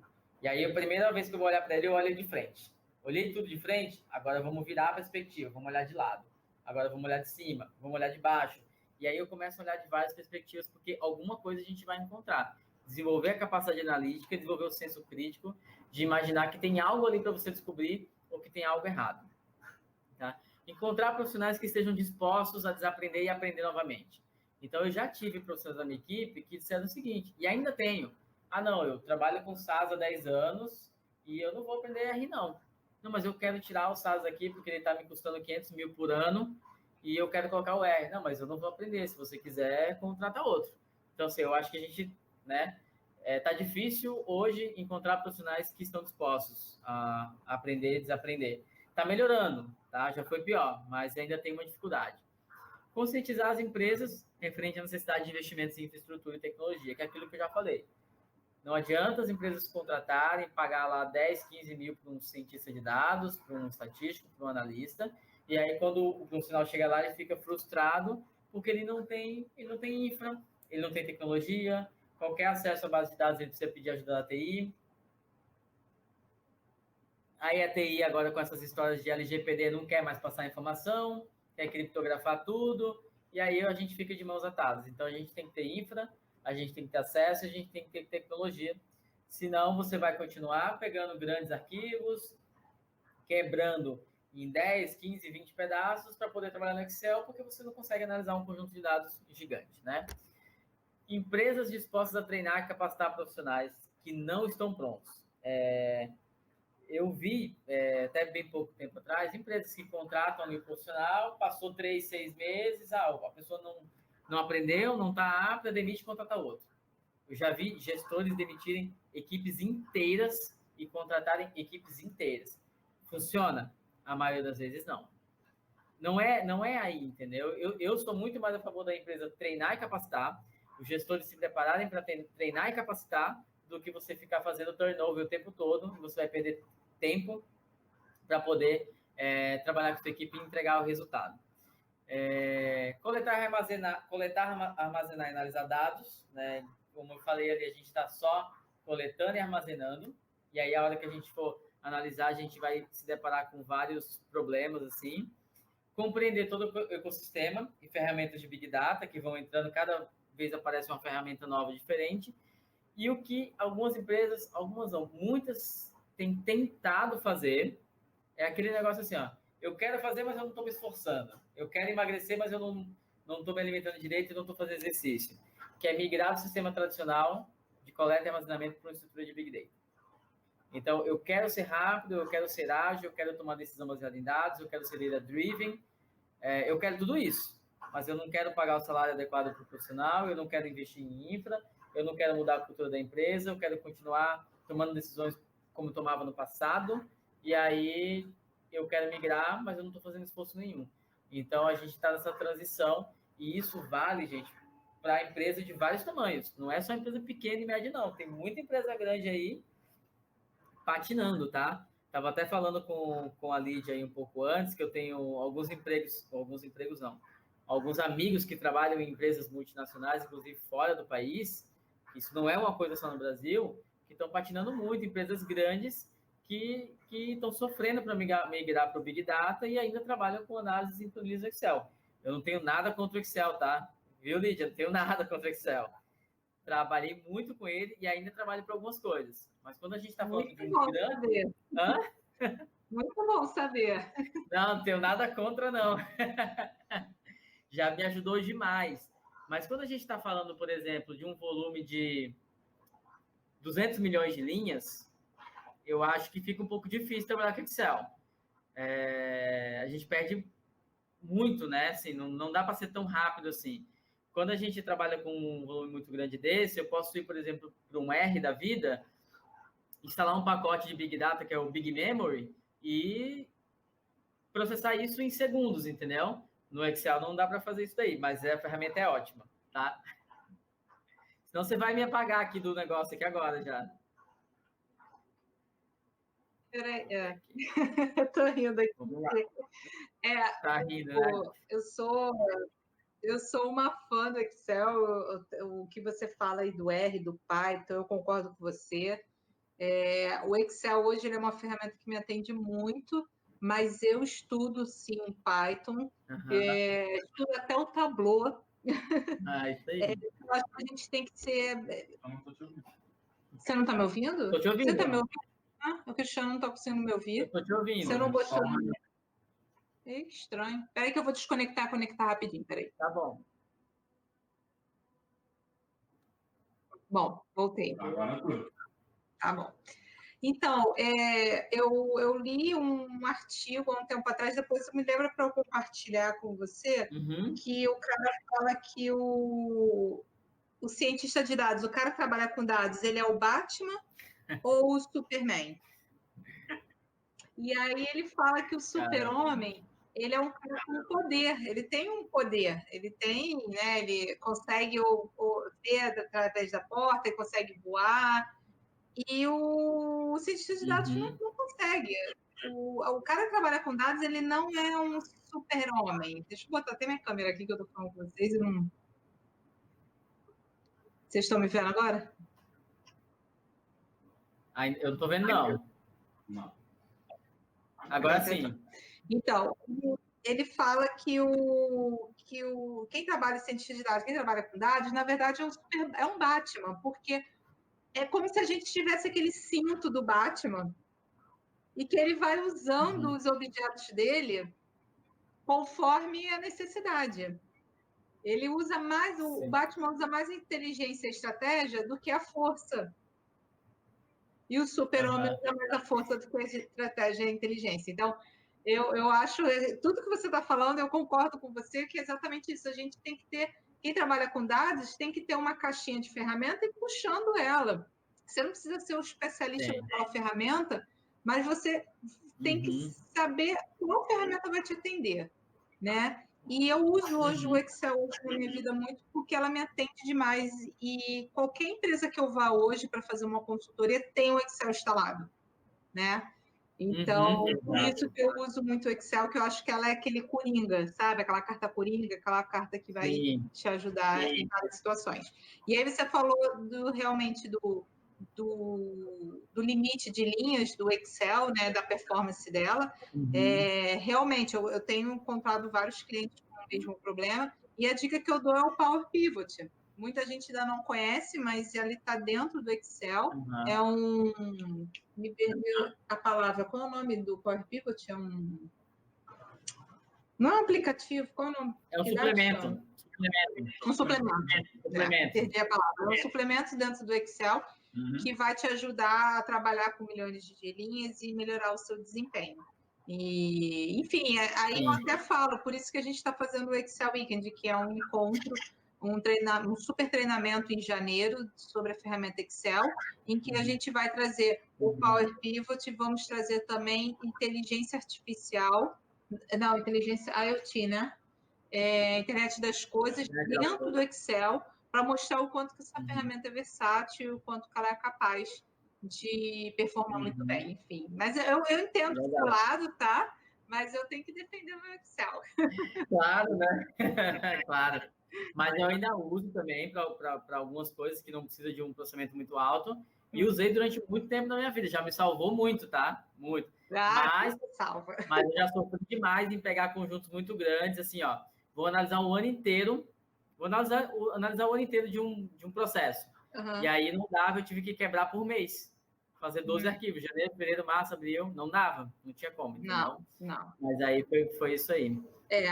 Eu acho que tem não só olhar os dados, mas também olhar as empresas, né? Para que tipo de empresa. E o Excel realmente é essa ferramenta coringa, então ela se encaixa e modula muito fácil em vários tipos de empresa. É isso que eu gosto dela. Exatamente. Mas eu vou aproveitar que a gente interrompeu aqui, se me permitir, eu vou fazer até continuar a conversa aqui, que o pessoal está interagindo bastante, o pessoal está gostando muito da sua palestra. Já está por o tempo, né, que eu falei para você. Passou um pouquinho, mas vamos aqui que tá bom. Está quase acabando, falta só 2 slides. Tô aqui com a Tamara, ela está de novo falando, né, que pessoalmente ela tenta ao máximo estar ligada aos eventos da comunidade, né? Ela é uma eterna aprendiz de Power BI, Excel e seus suplementos. Eu acho que é exatamente isso. Nós temos que ser eternos aprendizes, né, das ferramentas. E como o Aniele falou, tem muita coisa boa, muita ferramenta boa, e elas estão, além delas estar ficando mais baratas, elas estão. Cada dia tem uma coisa nova numa ferramenta dessa, entendeu? O Excel, vou dar o exemplo do Excel. A gente trabalhava com Excel em 1993, né? 97. Aí depois ele só mudou em 2003, não é isso, Cristiano? Me corrija se eu estiver errado. né? Ele foi dando esses saltos assim longos. E agora, se você olhar a ferramenta, quase todo mês sai uma coisa nova, já tem uma função a XLOOKUP que é nova, todo ano sai uma versão nova. Então, assim, os saltos para as atualizações de novidades das ferramentas, elas são muito rápidas. Então, você realmente está em constante aprendizado. E as comunidades são um ótimo espaço para isso, né? Sim. E aí eu até convido a Tamara para o Excel Weekend, que só tem gente fera do Excel do mundo. E é a primeira edição em que a gente vai trazer o líder de desenvolvimento da ferramenta Excel aqui para o Brasil. Então, é a oportunidade... São Paulo ou Rio? São Paulo, dia 20... Cristiano, me lembre. 25 e 26 de janeiro em São Paulo, lá na Avenida Paulista. É a oportunidade que você tem para apertar a mão do cara que desenvolveu o Excel e falar, olha, tira isso, coloca aquilo, muda não sei o quê. É a hora. E aí eu tenho também o Cristiano falando o que você falou da ferramenta Clojure. Falei certo? E ele achou bem interessante, ele está vendo que é um dialeto de Lisp. Isso aí. O que é Lisp? Ó, tecnicamente eu não vou te explicar o que é Lisp, tá? Eu não consigo te dizer isso daí. Tudo Mas bem. eu sei que é porque no podcast eles falaram. Fala, o Cristiano, tem um podcast que eu vou até citar, não sei se vocês consomem essa mídia, mas tem um podcast chamado hipsters.tech, que é do pessoal da Escola Alura, que é online de tecnologia, e eles falam muito sobre novas tecnologias, tá? Eu acho que vale a pena ouvir lá o que eles falam, porque eles falam sobre coisas bem disruptivas, assim, que ainda estão lá no comecinho, tem poucas pessoas usando, tá? Legal. Acho que vale dar uma olhada. Boa dica. Vamos ver. Aí, aqui, a Jéssica vem perguntar, como você divide sua equipe de análise por tipo de projeto? Boa pergunta, hein? Ela está perguntando se é por tipo de projeto, é isso? Não, como que você divide sua equipe de análise por tipo de projeto? Quem é a pessoa que vai trabalhar em cada projeto? Então, depende do projeto. Eu sempre analiso quais são as competências e habilidades de cada um deles. Eu sempre tento alocar o melhor deles no projeto adequado. Então, por exemplo, projeto de fraude. Tem um analista meu lá que ele é um cara investigativo demais. Ele é crica, assim, ele não sossega enquanto ele não achar o que tem que achar. Então, esse cara, ele é um agente da FBI. Eu falo para ele, fulano, eu vou até falar o nome dele, porque eu acho que ele vai assistir isso. Eu falo assim, ô Vanderico. O nome dele é Vanderico. Ô Vanderico, chega, me dá o trabalho, cara. Eu tenho que ir para a diretoria, que não sei o que. Não, mas olha só, tô vendo aqui, eu acho que não sei. E ele fala que ele acha que tem, e tem mesmo, entendeu? Então, assim, ele é um cara investigativo. Então, sempre que tem um projeto que eu preciso que alguém olhe com muito detalhe para achar alguma coisa, ele vai estar lá. Eu tenho um outro, que é o Luiz, que ele é muito bom de banco de dados, de relacionamento. Então, se eu tenho um trabalho que eu tenho que puxar de várias fontes, que eu tenho que fazer várias conexões, relacionamento de banco, trabalhar a variável, ele está no projeto, entendeu? E aí, todos eles, com suas habilidades e competências, vão sendo encaixados. Eu sempre pego a habilidade e competência, vejo o que esse projeto está exigindo, e aí eu aloco a pessoa, tá? Eu faço assim. Tem que conhecer muito da equipe e do projeto, não adianta, né? Tem, e assim, tem que conhecer da equipe do projeto e tem que entender que, às vezes, uma pessoa da equipe não está num momento bom para entrar naquele projeto. Interessante. Ou pessoalmente falando, ou profissionalmente falando. Boa. Às vezes a pessoa é muito boa, mas não para aquele projeto. Exatamente, não para aquele. Por exemplo, a pessoa pode ser muito boa, o Vanderico lá é muito bom investigativo, mas eu sei que aquele projeto ele vai ter que fazer com uma outra equipe de um outro setor e ele não se dá bem com aquela equipe. Eu sei que se eu colocar ele lá, eu vou ter problema. Então, eu prefiro ganhar tempo e colocar uma outra pessoa, que eu vou perder um pouquinho de habilidade e competência, mas eu vou administrar conflitos, que eu sei que vão existir, entendeu? Eu Porque eu já passei assisti por uma isso. palestra de uma cientista de dados da faculdade NIU aqui de Manhattan, né, de Nova York, e ela disse exatamente isso, a questão da comunicação. Que perguntaram para ela qual é aproveitando que eu entrei nesse assunto, eu vou falar de duas dicas que eu ouvi, né? As duas foi uma pergunta em diferentes momentos, né? Uma foi para essa cientista de dados, qual era o principal, o que o cientista de dados tinha que ter, o principal skill. E aí ela falou, comunicação. Uhum. Não tem como fugir disso, É. porque você precisa trabalhar com diferentes áreas, se comunicar de diferentes formas, Uhum. né? Então, ela falou comunicação. E Uhum. aí, o outro foi, eu tive o prazer de assistir a palestra do Mike Capone, que é o CEO da Click, né, da QuickView, enfim. E aí, ele, na palestra, perguntaram para ele no final também qual era a principal skill, não para cientista de dados, mas para o futuro, né? Para o profissional, Uhum. né? Para gerir a carreira. E aí todo mundo imaginava que ele ia falar, né? Data vis, alguma coisa assim, de visualização de dados, né? E aí ele falou estatística. Uhum. Ele falou, dependente da carreira, do que você for fazer na sua vida, eu indico vocês estudarem estatística. É o que vai nortear a Uhum. gente nos próximos anos. Eu falo que a estatística ela tem um poder muito grande de você compreender o mundo, né? Então, hoje, qualquer jornal. Eu vou falar de Brasil, não vou nem falar de Nova York. Se eu pego o The New York Times, então, você vai ver coisas fantásticas. Mas você olhar um jornal hoje como o Valor Econômico, por exemplo, que é um jornal que tem muito gráfico de economia, certo? Você olhar, tipo, uma revista Harvard Business, você olhar até a própria revista Exame, né?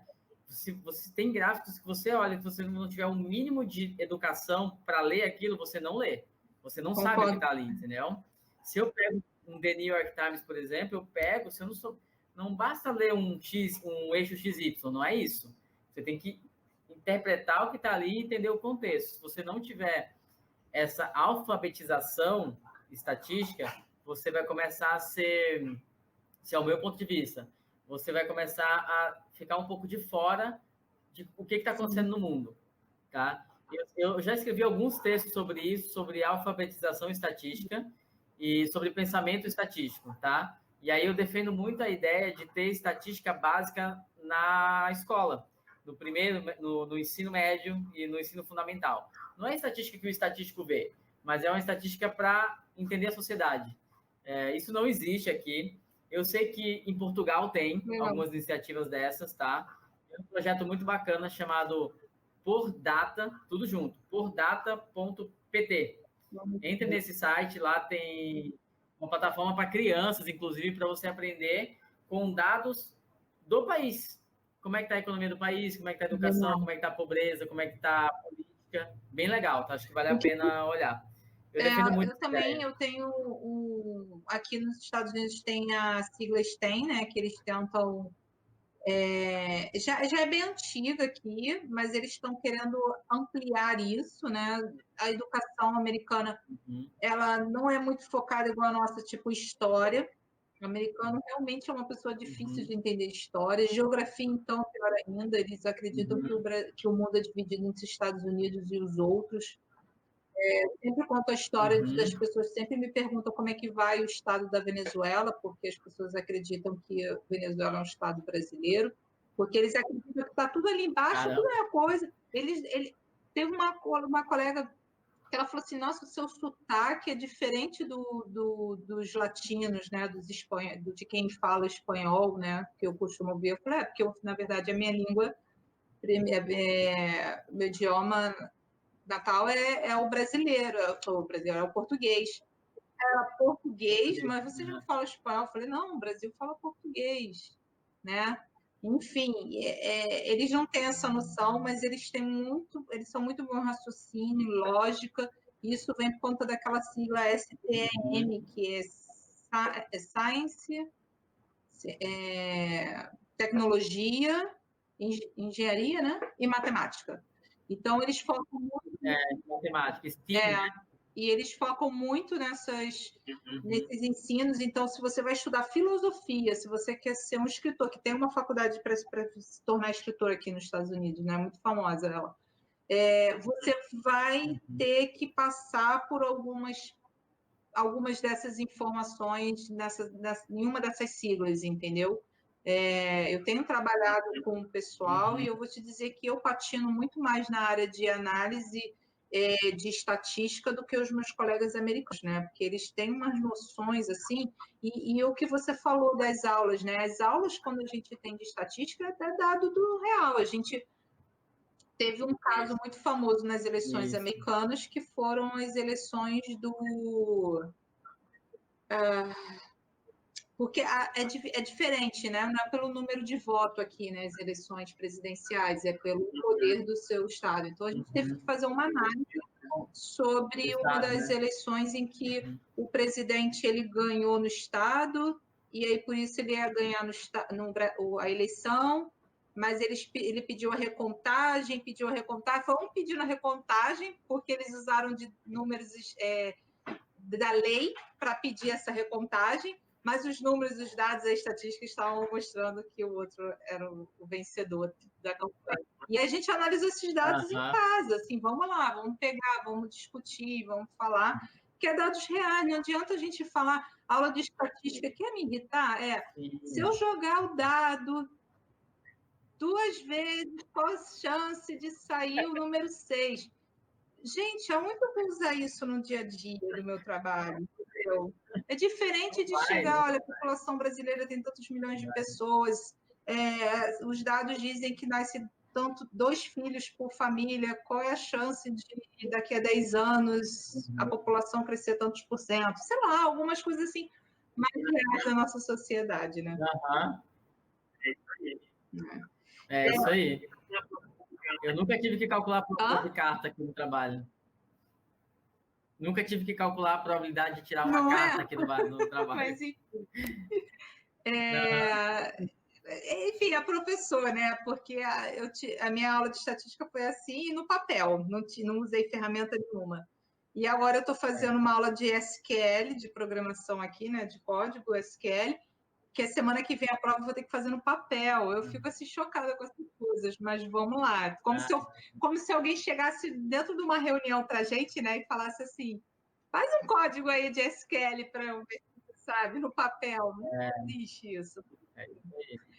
A Jéssica está perguntando quais dicas para mudar a cultura da empresa para uma cultura voltada para dados. Excelente pergunta, Jéssica. Obrigada.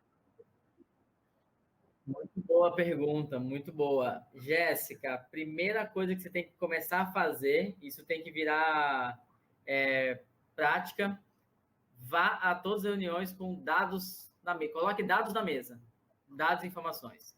É a primeira coisa, não vá a nenhuma reunião sem dados e informação.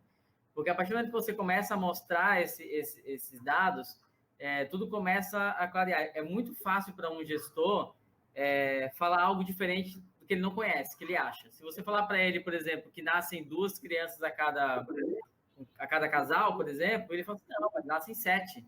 Sabe, assim, ele está chutando, ele não sabe isso. Então, assim, você tem que levar dados, porque os gestores acham que conhecem, os donos de empresa acham que conhecem, mas não conhecem nada. Então, você tem que apresentar dados. Depois disso, você tem que mostrar para eles, começar a comparar. Olha só, uma decisão tomada com dado, uma decisão tomada com empirismo. E aí você acompanha isso ao longo do tempo. Se você fez uma análise e disse para ele que se ele continuar daquele jeito, ele vai aumentar o faturamento dele em 20%, e ele disse que ele vai aumentar em 40%, em 6 meses, quando passar os 6 meses, você vai lá medir. E se o seu der 20, se o seu der 20 e o dele for que dá 40, você pega e mostra para ele, então, 6 meses atrás eu te disse que ia dar 20. Você tem um intervalo de confiança ali, né? Vamos lá, entre 18 e 22, você vai medir esse intervalo, e aí você vai mostrar para ele. Ele não vai ficar satisfeito. Aí, numa outra análise, você olha, mesma coisa. Sempre acompanha. Vamos fazer uma analogia a planejamento orçamentário. Orçado vai ser realizado. Orçado vai ser realizado. O que eu sei e o que eu realizei. E sempre compara isso. Uma outra coisa que a gente tem que começar a fazer é educar. Coloca esse povo vou chamar esse povo aqui, coloca os outros profissionais numa sala e treina. Faz apresentação, mostra como as coisas são feitas, comunica, sabe, assim, ó. Isso, eu tirei um grande aprendizado disso, que quando eu trabalhei numa empresa em Florianópolis, uma das minhas missões era construir do zero uma equipe de analytics. Uma equipe de analytics e uma equipe de BI. Do zero. Em 1 ano e meio, a gente construiu essa equipe. E aí essa equipe, ela produziu, dentre outras coisas, né, ela produziu uma série de dashboards no Power BI estratégicos, né? Estratégicos, entenda-se, para a diretoria. E aí a diretoria não sabia usar. Por mais que a informação estivesse clara, concisa, transparente, com storytelling, você lia ali 2 linhas e aquilo estava dizendo o que, que era, sabe? O painel, a gente fazia o exercício antes de soltar o painel, que era o seguinte: este painel anda sozinho? A pergunta que a gente fazia era essa. Porque quando eu disponibilizar ele na web ou no smartphone, a pessoa não pode precisar de mim para saber o que tem ali. É lógico que tem toda uma educação por trás. Então, a gente começou a colocar os CEOs, os diretores, dentro de salinhas. Gente, hoje a gente vai treinar vocês como olhar um painel de faturamento hospitalar. E aí a gente treinava todo mundo, até eles aprenderem. A gente fez isso com eles, e eles gostaram tanto que a gente fez para a empresa inteira em auditório, em ondas de treinamento. E toda a empresa foi treinada. E ela foi descendo. Diretoria, gestores, coordenadores, e aí todos os outros. Sabe? Então, assim, são uma série de ações que tem que ser feita para que você mude uma cultura. Mas nada disso será eficiente se quem estiver lá em cima não quiser mudar. Isso é importante, entendeu? Se quem é o dono da empresa, ou quem é o diretor geral ou gerente geral, se ele não tiver ciente de, ou se ele não quiser tomar decisões baseadas em dados, você não vai mudar a cultura da empresa, nem você, nem eu, nem a Lígia, não muda, entendeu? Por mais que você queira. Quem está lá em cima tem que querer. Quem está lá em cima tem que querer, tem que E é um comprar, porque eu processo também já fiz isso. né? Fui treinar a equipe, vamos fazer um dia de análise, né? Aí a gente ia falar de todos os dados que a gente tem em casa, como que eles iam poder ver, tal, não sei o quê. E aí a gente convidou a equipe inteira, mandamos para o pessoal o convite, fizemos arte, tudo. Foi sensacional. E aí só foram os estagiários da empresa. Só os estagiários foram porque a liderança ela acreditava que a gente questionou, foi perguntar, e ele falou, não, isso eu já sei. Eles falavam isso para a gente. Só que a gente se baseou nas apresentações em fazer o que a gente decidiu fazer, o programa, né, o treinamento, baseado nas perguntas que a gente mais recebia. Entendeu? Do tipo, tinha de gerente, de quase diretor da empresa já em nível alto, que chegava e falava umas coisas assim, tipo do market share. Ah, por que eu perdi market share se eu cresci? Eu falei, olha o seu concorrente lá, olha o mercado. Mas perguntas assim que não faziam muito sentido para a gente que trabalhava com análise já. Para não, a gente tem que ensinar esse povo a aprender a analisar, né? A gente tem que aprender a analisar. E aí ninguém foi, porque o presidente falou, eu não preciso, porque eu já sei analisar. O diretor, a mesma coisa, os gerentes foram, os analistas foram, aí tadinho os estagiários, que no final eles são agradecidos, eu tenho contato com eles até hoje, e eles agradecem muito a apresentação que eu fiz para eles. Na época ajudou muito, eles falaram que foi o melhor treinamento, e eles até recomendaram esse treinamento para todo mundo que entrasse na empresa. É novo na empresa, tem que fazer esse treinamento. E eles agradecem isso até hoje. Realmente, o que você falou é importante, mas é muito difícil. É interessante até o que você falou, Lígia, porque assim, o nosso treinamento começou a ser tão começou a entrar no calendário. A cada 2 meses a gente fazia, que aí a empresa ela cresceu muito. Quando eu entrei lá, ela tinha 300 e poucos funcionários. Quando eu saí da empresa, tinha 1.100 funcionários, tá? E aí que a gente teve a ideia seguinte, gente, vamos gravar um vídeo como se a gente estivesse no YouTube. E aí a gente gravou a tela e vídeo, e isso foi para um portal de educação da empresa, onde todo funcionário que entrasse lá tinha que aprender. Aí ele entrava lá e ele assistia, aquilo valia como ponto para ele na educação. Entendeu? A gente fez isso, porque senão não ia vencer, né? E aí o pessoal de Salvador também queria, o pessoal de São Paulo também queria, e aí a gente já começou a rodar. Legal. Né? Excelente. Não tinha não. Aniele, tem alguma... A sua apresentação ainda tem coisa para terminar, né? Não. Tudo bem, então continue. Tem mais um ou 2 slides, não mais que isso, tá? Vamos lá, então. Tá.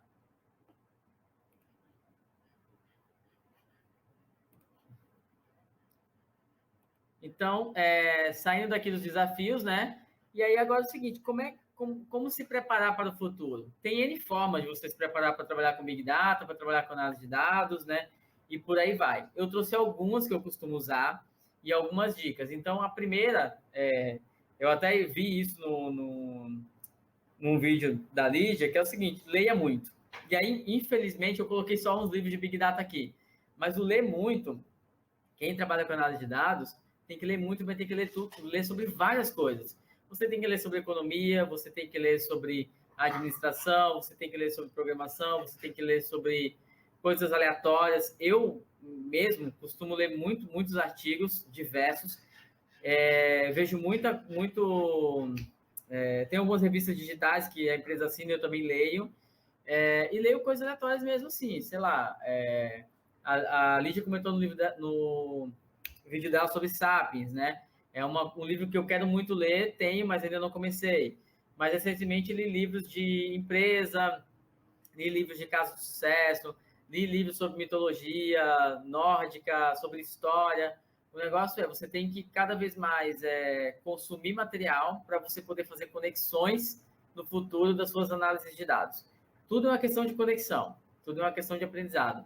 E aí eu trouxe alguns livros aqui de Big Data, tá? Alguns são bem conhecidos, outros nem tanto, que acho que vale a pena dar uma olhada. Outro ponto consulte boas referências. E aí eu coloquei alguns sites aqui, obviamente coloquei o meu, né, para vocês poderem olhar também. Outro que eu gosto muito é o Ciência de Dados e o Data Science Academy. Tem um que é o Simplestats, que é do pessoal que tem um curso no Coursera, que é o Roger Peng e o Jeff Leake, que eles falam de estatística ali também. Não é trivial, tá? Mas é algo que vale a pena ler. Tem esse site aqui de estatísticas, que é um site que tem curso de estatística online, então ali tem análise de sobrevivência, planejamento de experimentos, inferência bayesiana, inferência clássica, tem N coisas. Tem um blog para aprender R e outro para aprender Python, que são blogs que têm notícias diárias e eu acho que valem muito a pena. Coisas que eu gosto muito são assistir vídeos. Então, eu sou muito fã, por exemplo, do TED, que eu conheço há anos. Então, estou sempre vendo ali apresentações, estou sempre entendendo. Muitas das apresentações têm muitas análises de dados. Eu acho que o americano, principalmente, ele tem muito essa pegada de tudo ele quer medir, tudo ele quer analisar, tudo ele quer tomar decisão baseada em dado. E o TED tem vários vídeos sobre isso. Nerdologia, que é um canal basicamente sobre ciência, do Átila Yamarino, que eu recomendo, super recomendo, que ele fala sobre coisas que estão acontecendo no momento, filmes, artigos, documentários, mas ele fala de uma maneira de ciência, muito conectado com análise de dados, e ele sempre recomenda ótimos livros, excelentes livros, tá? E o Vamos Analisar, que eu conheci esse ano, né, que é o canal da Lígia. Eu já assisti uns 3 vídeos que tem ali, que são muito interessantes, de pessoas que foram entrevistadas, trabalhos que eles vêm fazendo. Então, eu recomendo. Então, Lídia, continua postando os vídeos lá para o pessoal poder assistir depois, tá bom? Muito obrigada, valeu. Muito bom mesmo. Eu vou chegar lá apresentar como você, viu? Calma, assim, serena. Isso aqui foi trabalho de teatro, eu já fiz teatro na minha vida. Ah, tá, por isso, tá vendo? Vou chegar lá. Aí tem aqui, capacite, né? De qualquer lugar. Hoje não é mais desculpa, gente. Assim, ó. Eu não tenho tempo, eu não tenho computador. Você pode se capacitar. Eu leio muita coisa no metrô, sabe? Assim, enquanto eu estou esperando alguém, ouço muito podcast. Então, assim, Coursera, EDX, Data Science, Udacity. Hoje tem universidades fantásticas como Harvard, Columbia, a própria Universidade de Duke. Tem excelentes cursos de análise de dados para tudo quanto é setor, saúde, marketing, administração, psicologia, medicina, vários. É só entrar lá, se cadastrar e fazer o curso. Ranieri, mas é muito caro. Tem vários cursos que são de graça, tá?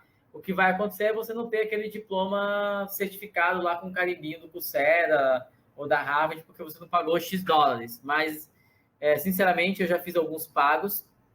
Tenho o certificado de pago, também tenho o certificado de graça. Particularmente, eu não acho que o investimento é alto para aquilo que eles ensinam, tá? Então, eu acho que vale muito a pena. Uma coisa que eu faço muito, eu tento aprender sempre em momentos em que parece perdido, como, por exemplo, estou andando até o metrô, até o ônibus, eu estou esperando alguém, estou andando de bicicleta, estou na academia, estou lavando uma louça, eu estou sempre ouvindo um podcast. Sempre. Isso é quase um... É quase não, é um hábito meu que eu pratico desde 2013. E aí eu trouxe para vocês alguns de estatística a estatística e análise de dados que eu gosto muito, que é o Stats Stories, o Data Stories, o da Coley, que é o Storytelling with Data, o da IBM, que é o Analytics Insight. Todos esses 4 que eu falei agora são todos em inglês. Eu recomendo, mesmo que você não tenha um inglês assim avançado, ou que você acha que você não vai entender, coloca ali na velocidade um pouquinho menor, entendeu? Vai entender, vai ouvindo aos pouquinhos, você pode reduzir a velocidade, ou tem alguns deles que a fala é transcrita, então vai acompanhando a fala, vai ouvindo a fala e vai acompanhando o que está escrito. Se você não entender tudo, você vai entendendo ali 50%, 40%, 70%, mas eu acho que são super válidos. E dentro desses podcasts, eles dão várias dicas de livros. Foi no podcast da Coley que eu vi que ela ia lançar o livro 2 dela, do Storytelling with Data. Dão links, artigos, recomendam pessoas para seguir, vale muito a pena. Em português, tem o Pizza e Dados, tá? O Data Hackers.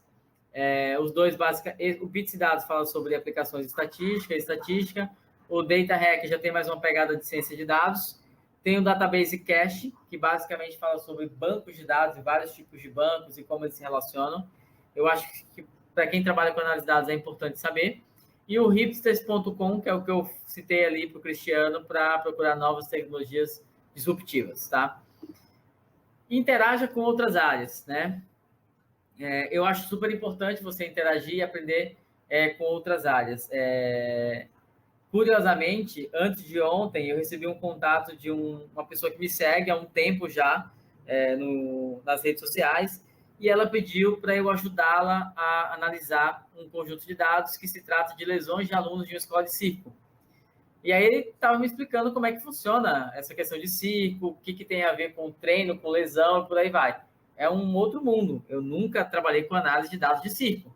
Então, a gente está conversando ali para ver se eu consigo ajudá-lo. E aí, provavelmente, eu vou entender um pouco de circo aí no futuro.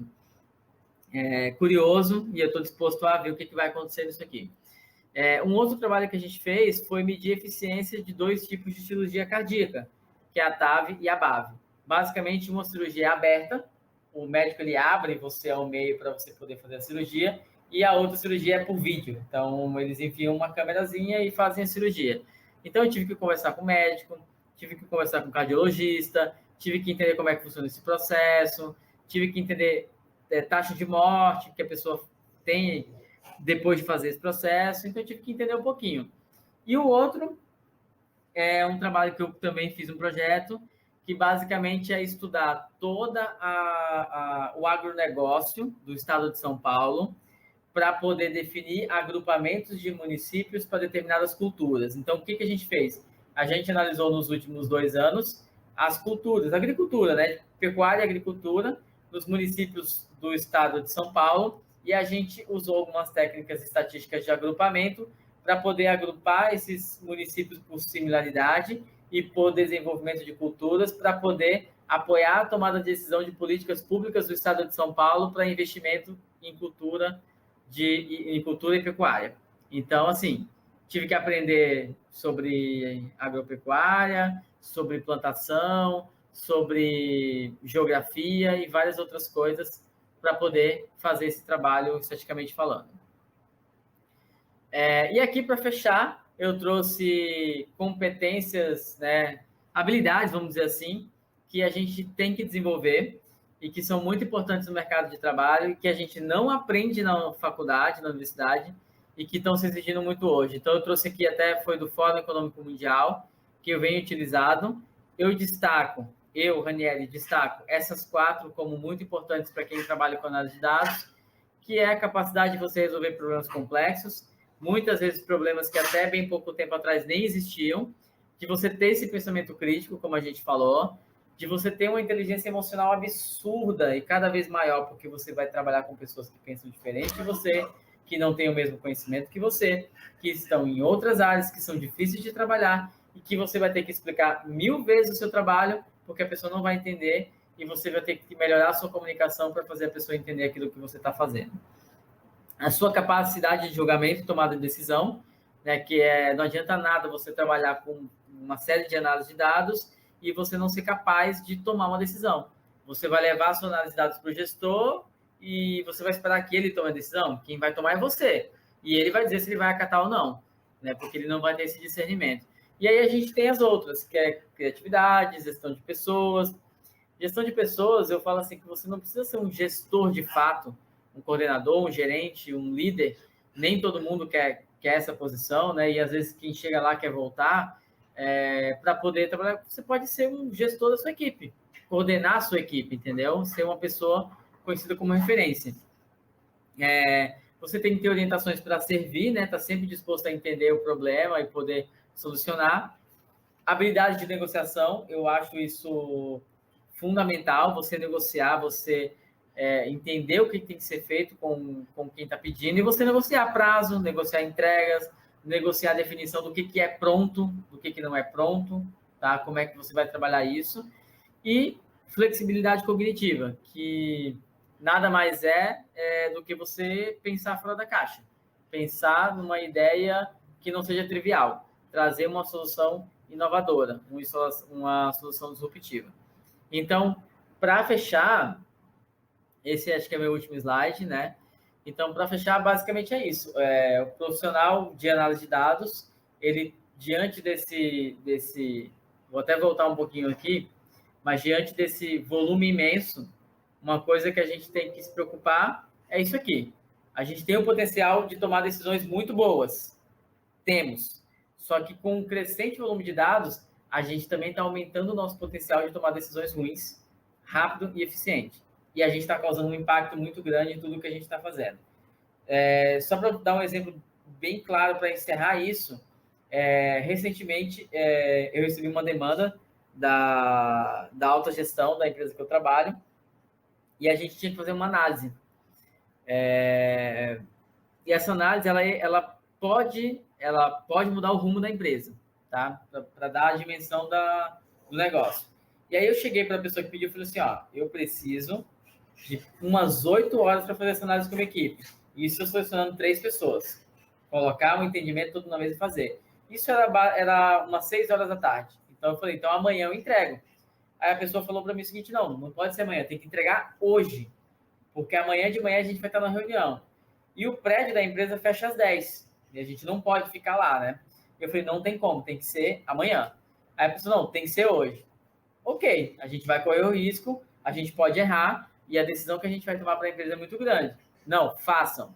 Juntei minha equipe, compramos umas 2 pizzas ali e começamos a trabalhar. Saímos da empresa 10h15, entregamos ali 10 e pouco, e aí no outro dia de manhã eu pedi para uma outra coisa para uma pessoa da minha equipe, e a pessoa chegou na minha mesa e falou o seguinte, Ranieri, tem uma coisa para te dizer. Eu falei, o que foi? Cara, a gente errou, a gente trocou a coluna A pela coluna B. Só que eram informações imprescindíveis para tomar de decisão. E assim, cara, a gente errou. Eu falei, cara, calma, fica tranquila, a gente vai resolver. Chamei lá a autogestão e fui falar para ela. Eu falei, dá aí mais 1 hora que a gente precisa corrigir porque a gente errou. Trocamos a A pela B e se você tomar essa decisão vai estar errado. E aí, isso não foi bem aceito, entendeu? Eles falaram, não, vocês não podem errar nunca. Tem que ser entregue de melhor forma. Eu falei, eu tentei negociar. Vocês falaram que não tinham como e a gente entregou e a gente errou. A gente conseguiu um tempinho, a gente corrigiu, mas isso é para mostrar que a gente não tem como fazer uma análise dessa. Quando eu digo que eu preciso de 8 horas, é porque eu preciso de 8 horas, e não dá para fazer em 4. Então, a gente tem que negociar. Então, é só para ilustrar de tudo que a gente pode fazer. Eu acho que, basicamente, é isso. Deixa eu voltar aqui um pouquinho. Não sei se ficou alguma dúvida, assim, mas até dei uma estourada no tempo aqui, tá, Lídia? Eu falo demais, né? Mas Eu também. eu acho que era isso. Estou aqui só lendo os elogios. Tem a Denise disse que adorei todos os exemplos, fazem muito sentido para mim, para o momento que estamos vivendo na empresa que trabalho. Vocês são excelentes, muito obrigado por esse encontro. O Diogo dizendo que excelentes dicas, muito obrigado. A Mazile disse que gostando da apresentação, muito boa explanação, clara e objetiva. Tamara dizendo parabéns, realmente ótima apresentação. Só parabéns, parabéns. Caramba, quantos parabéns. Obrigado, gente. Obrigada, pessoal. Ótimo conteúdo, vocês são ótimos, acrescentam muito. Boa noite, excelente apresentação, parabéns, apresentação, tirei muitas dicas, achei muito legal, parabéns do Babau avançado, Beabau avançado, muito boa. Se vocês tiverem mais algum comentário, vão escrevendo aí. Eu vou aproveitar rapidinho, já que o Ranieri falou desse livro aqui, do Sapiens. Esse? Aqui, peraí. Eu super recomendo. Esse Yuval, ele é um historiador, tem nada a ver com dados, estatística, enfim, mas ele usou muito análise de dados para escrever esse livro. E o Yuval, ele já escreveu 3, esse, Homo Sapiens, Homo Deus, se eu não me engano, e um falando... Enfim, ele já entrou agora, ele está numa fase mais entrando, discutindo sobre o quanto que as empresas conhecem de nós através dos dados, né? Isso. Ele fala da religião de dados, né? Que é a pessoa que acredita somente nos dados. Enfim, é excelente esse livro, eu recomendo o Yuval. Ele também tem vários podcasts, o TED também tem podcast, o Yuval é um deles que é muito bom. E o que você falou da Cole, com dados, aqui, excelente livro, esse é o primeiro. Ele é bem didático, né? Já vem cheio de gráfico, informação, mas o novo dela vem com muito mais. Realmente é excelente. Enfim, isso. Adorei. Posso dar uma dica também? Papo para 3 dias aqui da gente conversar, né? Posso dar uma dica também para quem quiser, de uma forma mais geral, assim, não ser tão técnico, mas se você quiser saber um pouquinho mais de estatística, o que para que serve, como funciona, eu indico esse livro aqui do Charles Whelan. Dá para ver? Dá, né? Peraí. Sim. Tá vendo? Ó, ele é bem bacana também, tem vários exemplos ali, tá? E eu acho que vale super a pena você ler esse livro aqui. Tá bom? Excelente. Beleza. Eu queria deixar meus contatos. Se alguém quiser me adicionar no LinkedIn, fica à vontade, tá? Eu estou como Ranieri Ramos lá. Se quiser seguir também o Estatístico nas redes sociais, é sempre o Estatístico. Quer dizer, no Twitter não é, porque já tinha o Estatístico lá, então lá é o Estatístico Web. Mas Instagram, Facebook, é tudo Estatístico, tá? E no LinkedIn é meu nome mesmo. Você colocar Ranieri, você vai achar lá. Não tem muito, não. Não tem, Ranieri Ramos. Bom, gente, cara, Ranieri, eu quero muito agradecer. Eu estava ansiosa para isso. Fiquei muito feliz quando você disse sim para o meu convite. E eu já deixo aqui o convite para o próximo. Tem muito assunto para falar. Você viu que em 2 horas a gente falou uma partezinha do que o estatístico. E olha que eu acho que é legal falar, né? Que a gente falou, estatístico lá no início, né? Se gosta de matemática, mas você vê que outros assuntos que não tem nada a ver com cálculo, com números e matemática, ainda assim são tão importantes para quem trabalha com estatística, né? Como a gente falou de comunicação, da visualization, de gerir equipe, né? De ser questionador, enfim, não é só números, né? Exato. E aí eu quero também convidar todos, assim, já deixo meu convite para você com um outro tema, vamos vir falando, continuar, vamos marcar um próximo.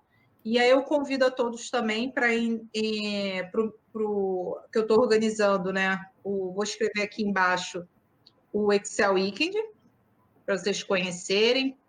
A gente tem trabalho em grupo, é .com.br, Cristiano? Não só .com. Bom, foi.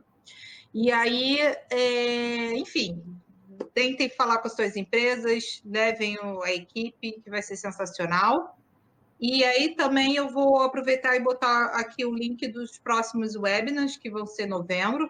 Vamos ter em novembro Cristiano Galvão falando sobre o Excel para análise de dados. Convido você a assistir. Ele vai falar, mas eu acho que é legal, na verdade foi um pedido meu, essa palestra, eu pedi para ele falar, porque eu vejo exatamente isso. Eu quero que as pessoas tenham uma visão de quanto o Excel é uma ferramenta coringa e quanto que você consegue fazer com ela. E aí ele vai falar sobre isso. Vai ter fórmulas matriciais, Cristiano? Já estão perguntando, hein? Já teve. Não, para o próximo, para sua palestra semana que vem. Matriciais. As matrizes? Matrizes dinâmicas. Vai ter. Não as matriciais clássicas. Uau! Vai ter a Adriana, né? A Adriana você conhece, que também é uma estatística, mas ela vai falar agora mais específico em inteligência artificial. Quem indicou ela? Esqueci o nome agora da pessoa. Ai, senhor, que coisa feia.